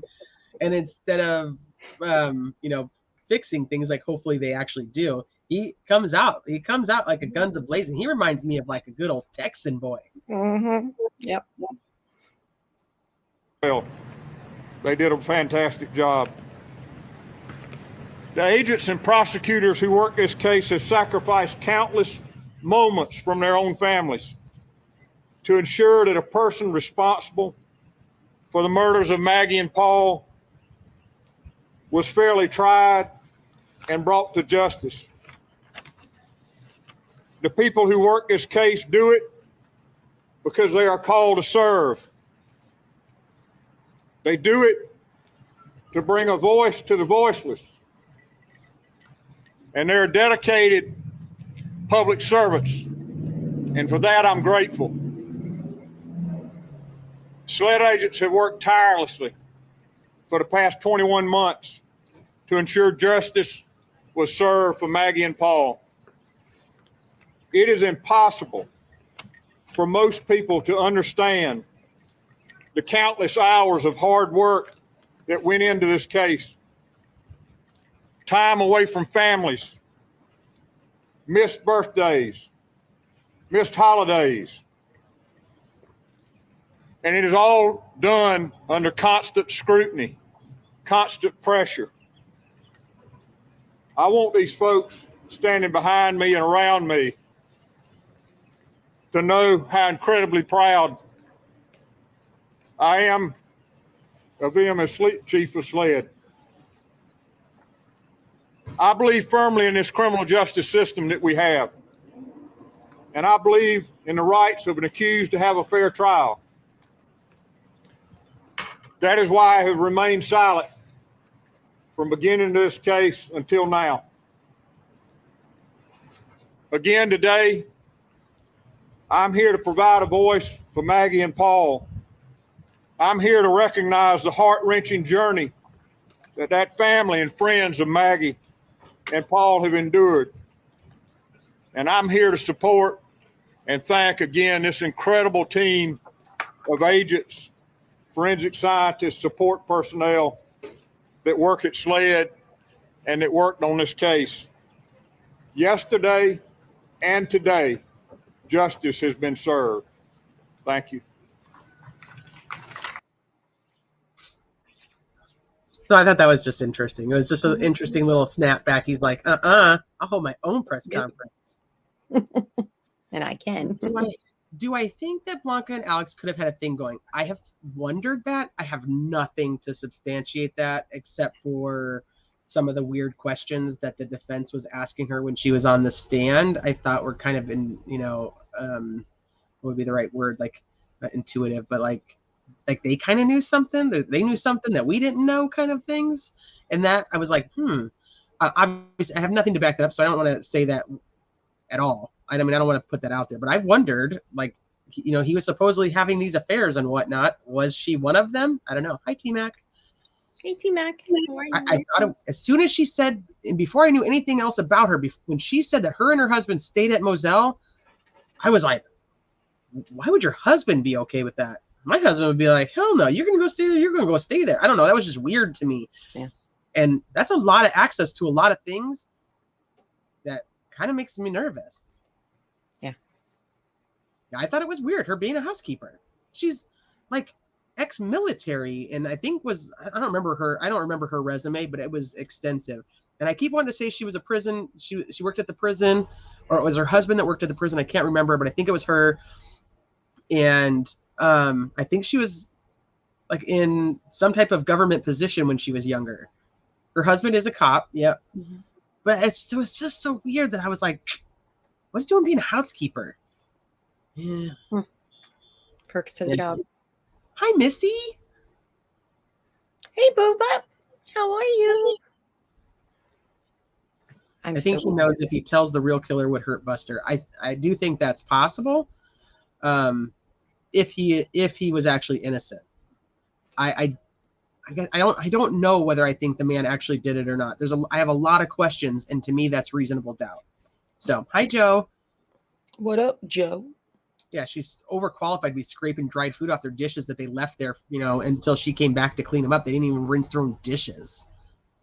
Like, how degrading. I do find Buster odd, but I feel so bad for Buster that I think it overrides it.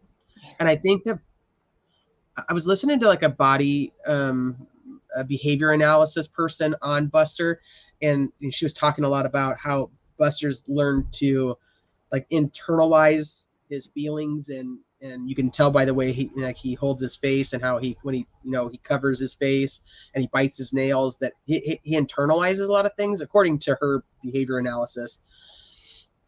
So I was like, maybe that's why I find him a little odd. I don't know. He stayed after the killing as to not leave the property unattended. Alec wasn't there. I know, but don't you find it weird? This is supposedly her really good friend that was killed there. Personal assistant, housekeeper. Personal assistant. You don't think that she'd be pissed that she's a personal assistant to Maggie who doesn't have a job? Maggie didn't work. What does she need a personal assistant for? Yeah. I always felt that way too. I thought it was weird when they talk about Gloria Satterfield and the fact that she raised the boys. Yeah. You're a stay-at-home mom. What are you talking about? Yeah. You don't. Well, no. He's very, very strange. Yeah, I don't know. I guess maybe, like I said, my how bad I feel for him overrides it. Yeah. I'm just thinking that, what had happened with his mother and brother, and now with his father, whether Alex did do this or didn't. Alex, I'm sorry. It's just thinking of this kid now with just no family. He just has his immediate family is gone. Yeah, he's got his uncles, and that's about it, and his aunts. Yeah. So Alec gave Bubba to Blanca. Yeah. Do we know? Have we ever figured out what happened to all the other dogs? Maggie got depression after she had Paul. I did hear that she had really bad pregnancies, and she really struggled with Paul, and that's why they didn't have any more kids. And then there was a lot of back and forth conjecture about whether Maggie and Paul were close because of it, or whether she actually had a hard time with Paul because of it.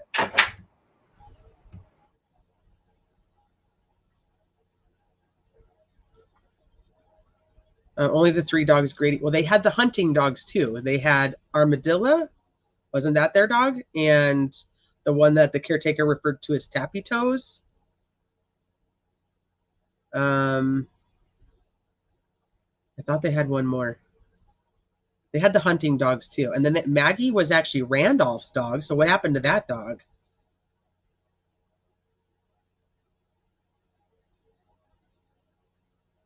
Joe, one person has spoken out. Yeah, his dad's dog was Maggie. But I don't know what happened. I don't know what happened. I don't know what happened to any of the other dogs. In my mind, I think that like Will Loving, Rogan, or one of the Tootin brothers said that they might have Grady, but I cannot say that for sure. I was going to go back and listen, and I haven't. Grady's Buster's dog, but Grady doesn't actually have Buster. I mean, Buster doesn't actually have Grady. And they said that the dogs weren't actually even allowed in the house because of Buster's allergies. They were only allowed on the patio. And then Buster now has a golden retriever, I believe it is, with his girlfriend. Cash was the friend's dog, but they had Armadillo and Tappy Toes. At least those 2. And I feel like there's a third one that I'm forgetting. But then they had the other 3 dogs. And I know that like Maggie couldn't go to Randolph. Randolph passed away.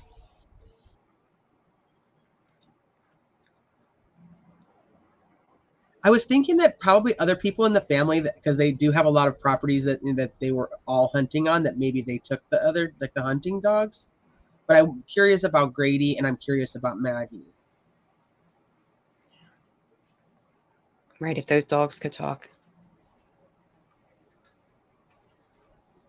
I would be interested to know if they actually did have their tracking collars on them. You know, those would have some data that I would think would be interesting.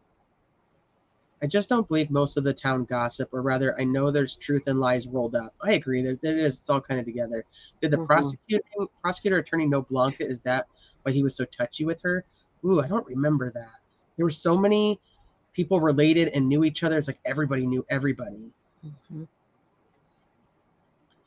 Buster was named to have a connection to the young kid that was laying unalive, Stephen Smith. Yes, I'm curious about that. I know Jen Lou's going to probably dig very deep into that. I'm not going to.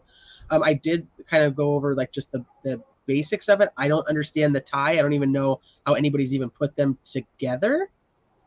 So that, ooh, is there really Jen Lou? I only saw the golden retriever. Interesting. No, I didn't think any of the dogs were put down.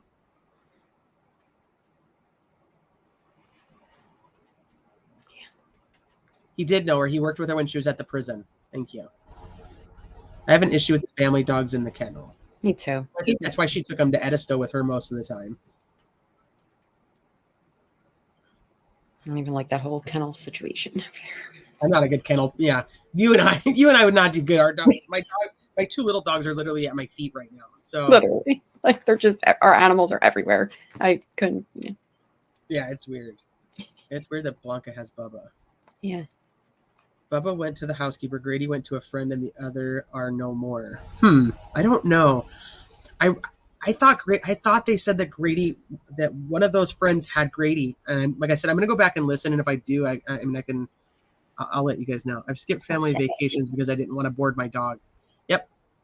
Oh. Muscles and mascara. Thank you. I see this one comes up. I don't know why. Yeah, this one popped up.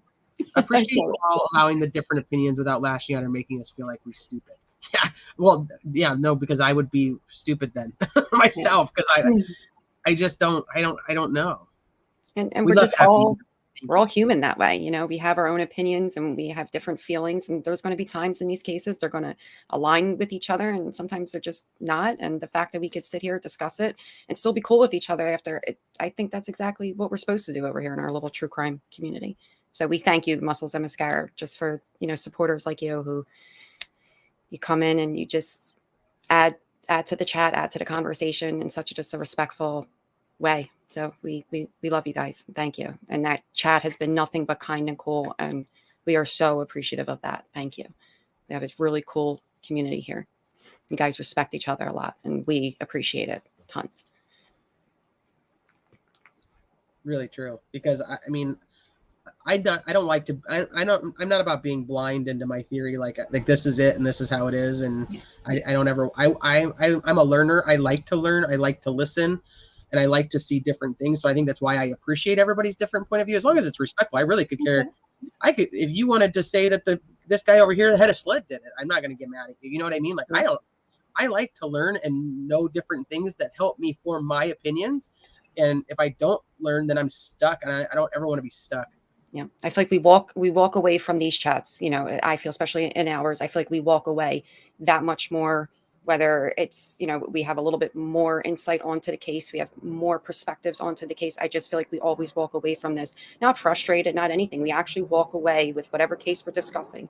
We walk away with something, you know, and it's definitely not a bad attitude or anything or being upset at anybody, you know, and that's what makes you guys so cool. Like, we could sit up here and we can even speak our opinions, and you guys don't attack us for it either. So same thing in reverse. We love you guys for all of that.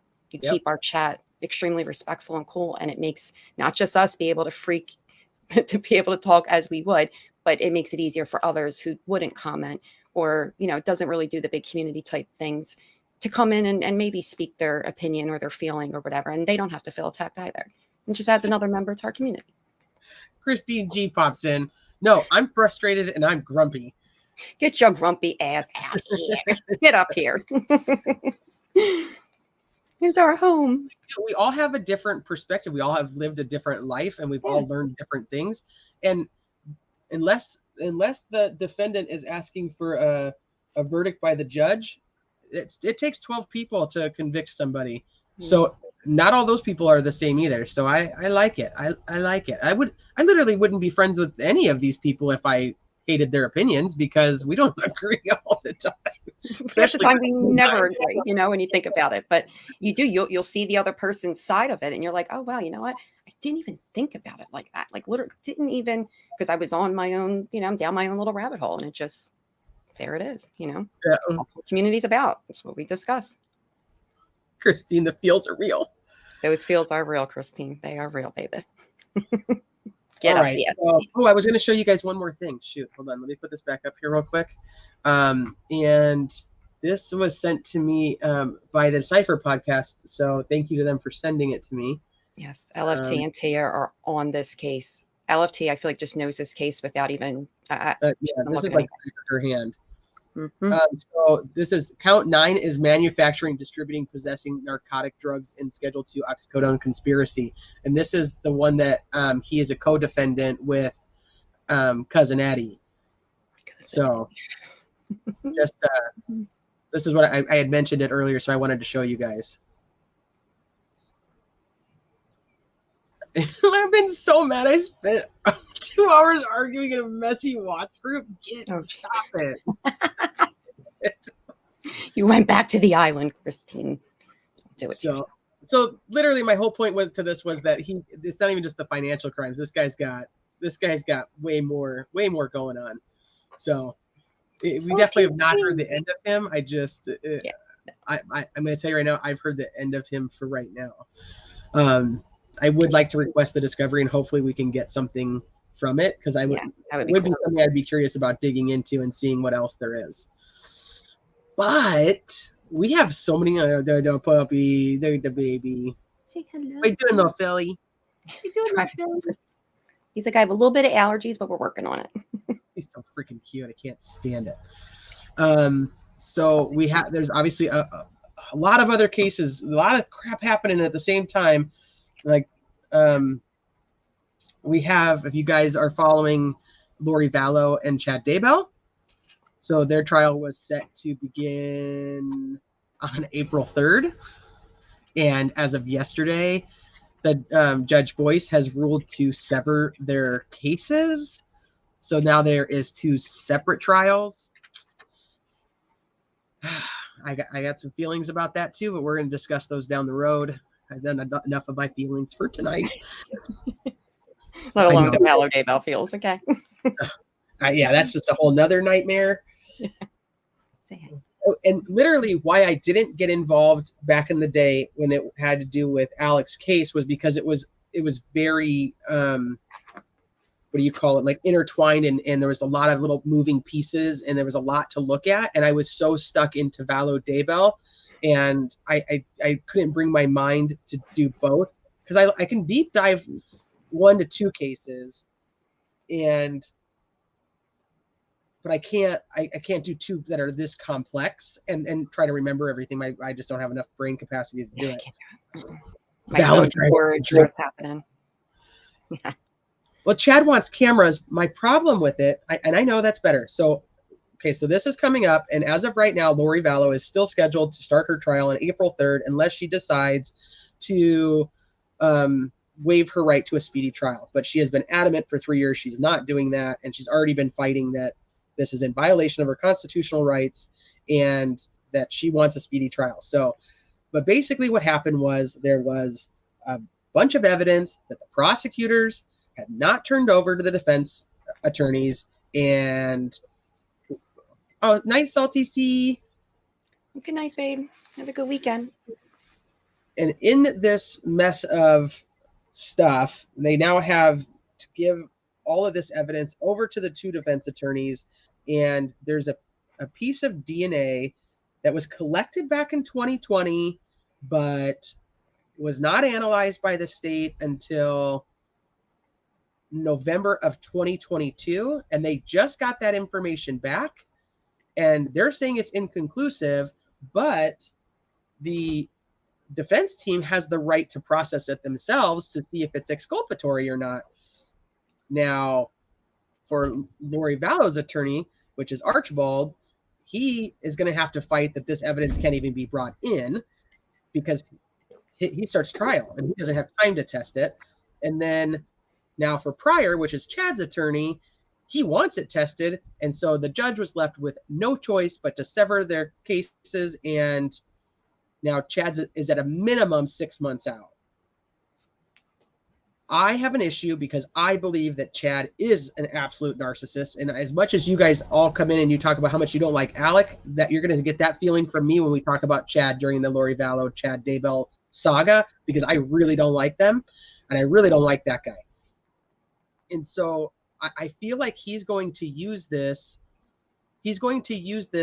information that's brought forth during her trial and the fact that she's going to be found guilty as a benefit to him, and I fear of him getting away with something that he was absolutely a part of, and I have a problem with that. So I'm kind of stuck with that I wanted them together, because now he's going to know all the evidence and all the tricks and all the things, and I don't like it, because I think he's shady. So the DNA is apparently from a hair that was found in JJ's body bag. And during this turnover of information or evidence that just happened recently, which one is past the deadline to send the evidence to the defense team, so the judge was already pretty pissed off about that. And the judge can seal the verdict until he's tried. I doubt that he will, because it's supposed to be recorded. It's all audio approved right now. It is not. There's no cameras in her courtroom. I know the media is really fighting that, so there may be a change. There may be a couple changes, because she could go ahead and waive her right to a speedy trial. She could, she could claim, insanity and need another freaking evaluation. But she thinks that she's mentally sound and that she's going to be free. That's her belief. So, but it is supposed to be on audio, and I don't know if the audio is going to be live or a delay. I don't know that part yet. Do I think he will roll on her? Possibly, but maybe. He might.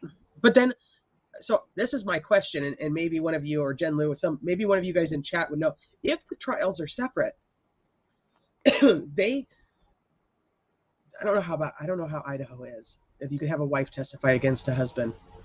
But they also, if they try to force it, that person could plead the fifth anyway. So I think it would just be a waste regardless. So he would have to have a deal. So the media is fighting to have cameras in there, because the whole reason the cameras were taken away was because Lori was saying that she wasn't going to get a fair trial. going to get a fair trial because of the cameras always were staring at her and looking at her, and nobody was going to be able to like think that she was innocent because of her crazy lipstick. Yeah, no, it's going to be all the crazy things and the people's formulating out of her freaking head that the camera was going to capture. Yes. All those people just coming back out. I agree. Everything about that is rendered but not read. But here's an issue I'm going to have with that, because if she is guilty, she wants out of prison. So if they find her guilty and she's not released, there's going to be a problem with that. And if his trial, because he waived a speedy trial, we're not just talking at minimum is 6 months. It could be next year. It could be the following year. We don't know. It could be a long time. It says under, you said this is in Idaho, Tay? Yeah. It says a husband cannot be examined for or against his wife without her consent, nor a wife for or against her husband without his consent, nor can either during the marriage or afterwards be without the consent of the other, examined as to any communication made by one to the other during the marriage. Yeah, when I figure they're going to plead the fifth anyway because they're incriminated on basically the same charges. Lisa, Lori's is set to start April 3rd. So his is now postponed and does not have a date.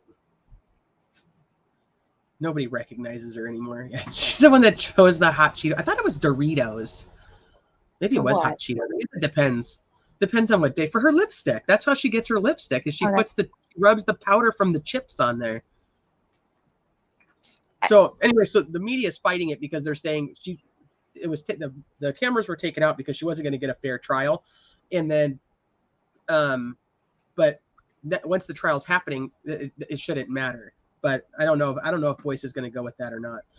Oh yeah, and Kool-Aid, that was the other one. Yeah, thank you, S. Hockett. Okay, Kool-Aid. I could see her doing it with the Kool-Aid. I'm like, oof, it's gonna burn. So that's kind of where we're at with that one, and it'll start up in April, and we do have a live that Miscellaneous was actually, a major part of. Put a whole presentation together. We have a great timeline of everything.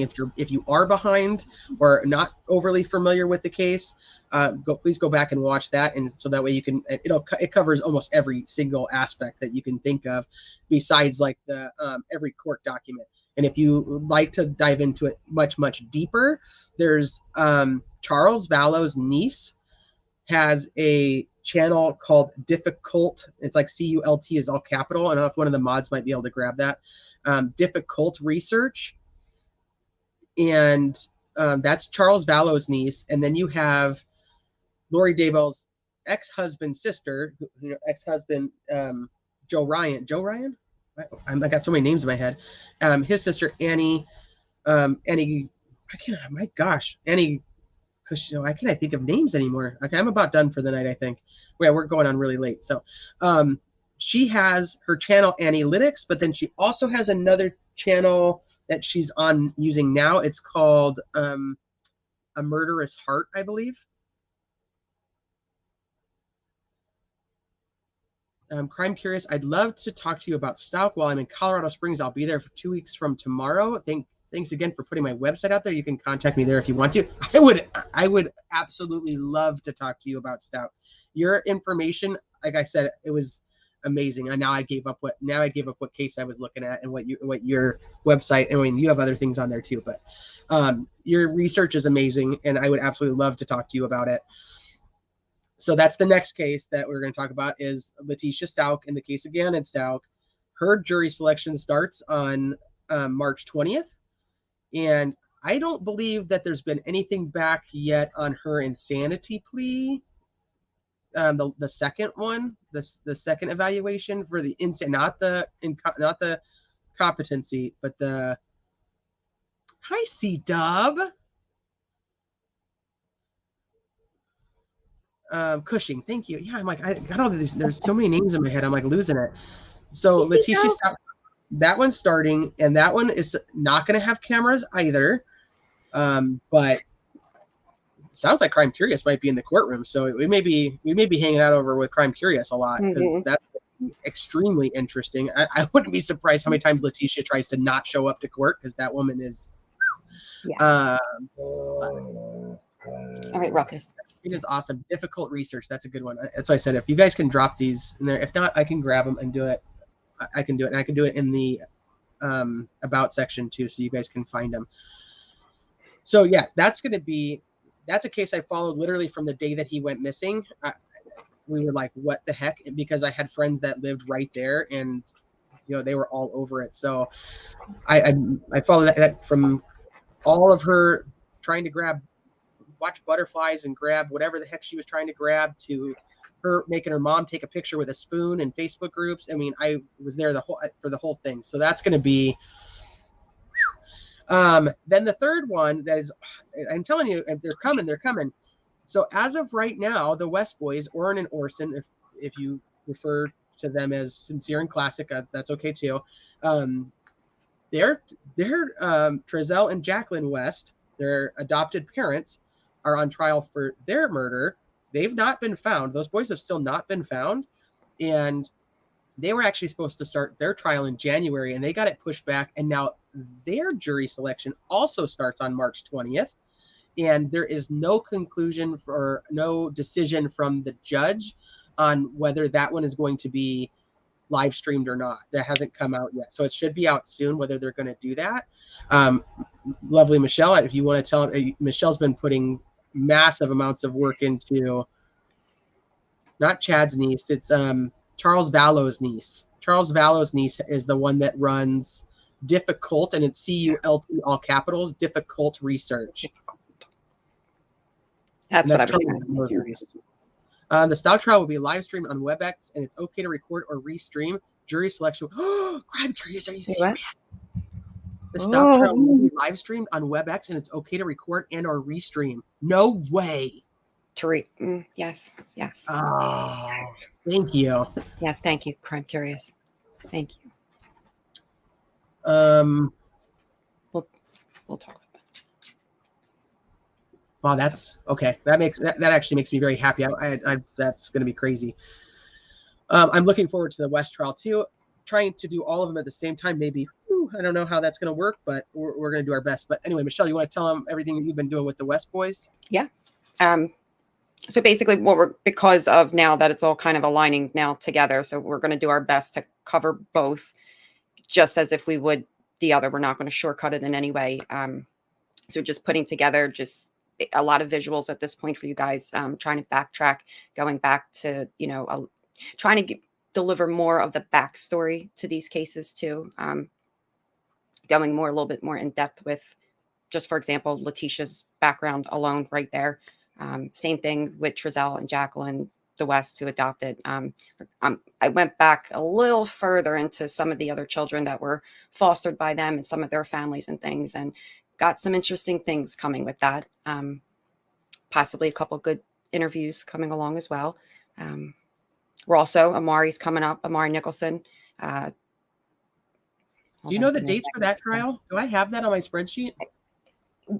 Amari's on there, but we don't have an actual set date. That's what I was just looking for, and I didn't see anything yet. But I have a little connection to the family, and I know that it's coming. It's coming. Okay. So hopefully, and we'll definitely put something together for that too, and put that out there.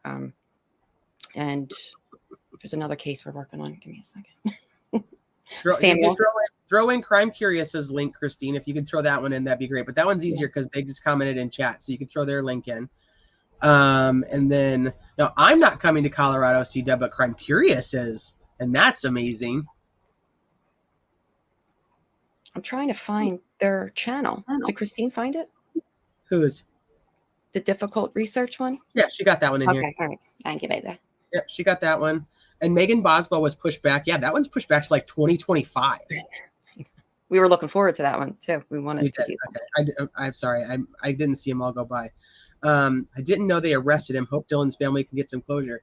So Mallory, and I think I've gone into their live, which I'm really sorry that I did, because I know that they were planning a live. They have a live going over a lot of Murdaugh stuff. If you guys want to keep talking Murdaugh, that I know that Brittany is live. You can throw Brittany's link in. That would be great. Yeah. And they're going over a lot of the stuff from sentencing and so on and so forth. Let me think. What else was there? There was something else I was about to say. And so I know I'm done because I don't remember anything anymore. Yeah. Well, I just kind of covered the kids on that part, but we have multiple cases. I don't know if you want to shoot them all out there. I can on our trial watch and things. And then I definitely would like to pick up one old case that we can pull the file and really break it apart and dig into it and do something with that. I think that would be cool. Just something not. I was talking about Dylan. That's what I said. Mallory sent me the PDF on Dylan. I have not had a chance to read it. I always use the wrong word when it comes to this, but I'm excited that there's actually some movement because Candace deserves some justice for her boy. So Candace put out a post about an hour ago. I don't know if I don't think Britt ever covered Dylan. So I don't know if they're going to cover that tonight. They might. They may throw it on there. I'm not sure. If you want, I can read. Candace put out a really small statement. If you want, I can read that if you want. Oh, yes, please do. And then we're going to wrap it up because we're going on 3 hours and I don't remember people's names anymore. So. And guys, don't forget, we for Dylan rounds, go back. We have, I believe, 1, 2. There may be 3 lives about. Yeah, there's Dylan. like 3. I think there's like 3 or 4. We were covering that throughout. So yeah, there's a few there. We go in depth with that one. I need to let you guys know is that my tiny human has now started football, and he plays on Friday nights. So our typical Friday night stream for the next probably 6 to 8 weeks is going to be kind of funky, and it may just be some other time during the week. Not that we don't go live other times anyway, but I know that a lot of people know I go live on Friday nights. But for like the next 6 to 8 weeks, I probably won't be because I'll be at little tiny human football games. He's so excited. He's so right. Like, this is perfect for him. Yeah, he was supposed to have a game tonight, but they canceled it because of our weather. But was Dylan Dylan wasn't found, but they charged Jim Brenner with aggravated homicide. Yep. Thank you, Bodine. I appreciate Thank you, Mo. So it's flag football, Joe, but he's a really good quarterback, and he's only 6. So it's like, take it for what you want. But he's actually he loves football. He lives football. He plays with football. Everything is football to this little. Such a boy. But I mean, like my other one played soccer. My oldest played soccer forever. He tried football, didn't like it. Tried baseball, didn't like it. Stuck with soccer up until this year. I'm Dobby. I'll give you your stock. Someone to throw it. Hold on, let me give her a stock. Somebody give Christina a stock. Commander Enertrix, that just happened like at the beginning of our live. It came out. Yeah. Sharon, thank you so much. Thank you, Karen. Thank you, Sharon. Thank you, C-Dub. Thank you, Sharon. So we'll read this and then we'll wrap it up because, like I said, and Michelle, Michelle, Chris, our love over there. That you were back, and I know that I overtalked the whole entire thing, and people are gonna be like, "You don't even let Michelle say a freaking word." You do. I was like, I was so all up in my. I feel so much better. See, like I'm not angry. I feel so much better now that I've shared with you all. Got to talk true crime with your friends, babe. Good. I'm talking true crime with my friends. For that. No, listen, this was your Murdaugh month. You got you've done a fabulous job between you, Jen Lou, Christine coming on, doing that whole. Because I don't know how you guys did it, but you did a great job. All of you, honestly, just covering it. Jim Brenner was the guy who lived in the trail. Yes, next to the seed barn. Yep, Phoebe. Yep. Yes. Well, see that we love you more. Miller time. Oh, Miller time. Cool name. Quirky. Okay, I'll let you read that. Sorry. See, I can't stop talking. Okay, this is from Candace Cooley. She had posted in the Dylan Rounds Facebook group. I'll drop that in a second if you guys want to go join the group to get some updates.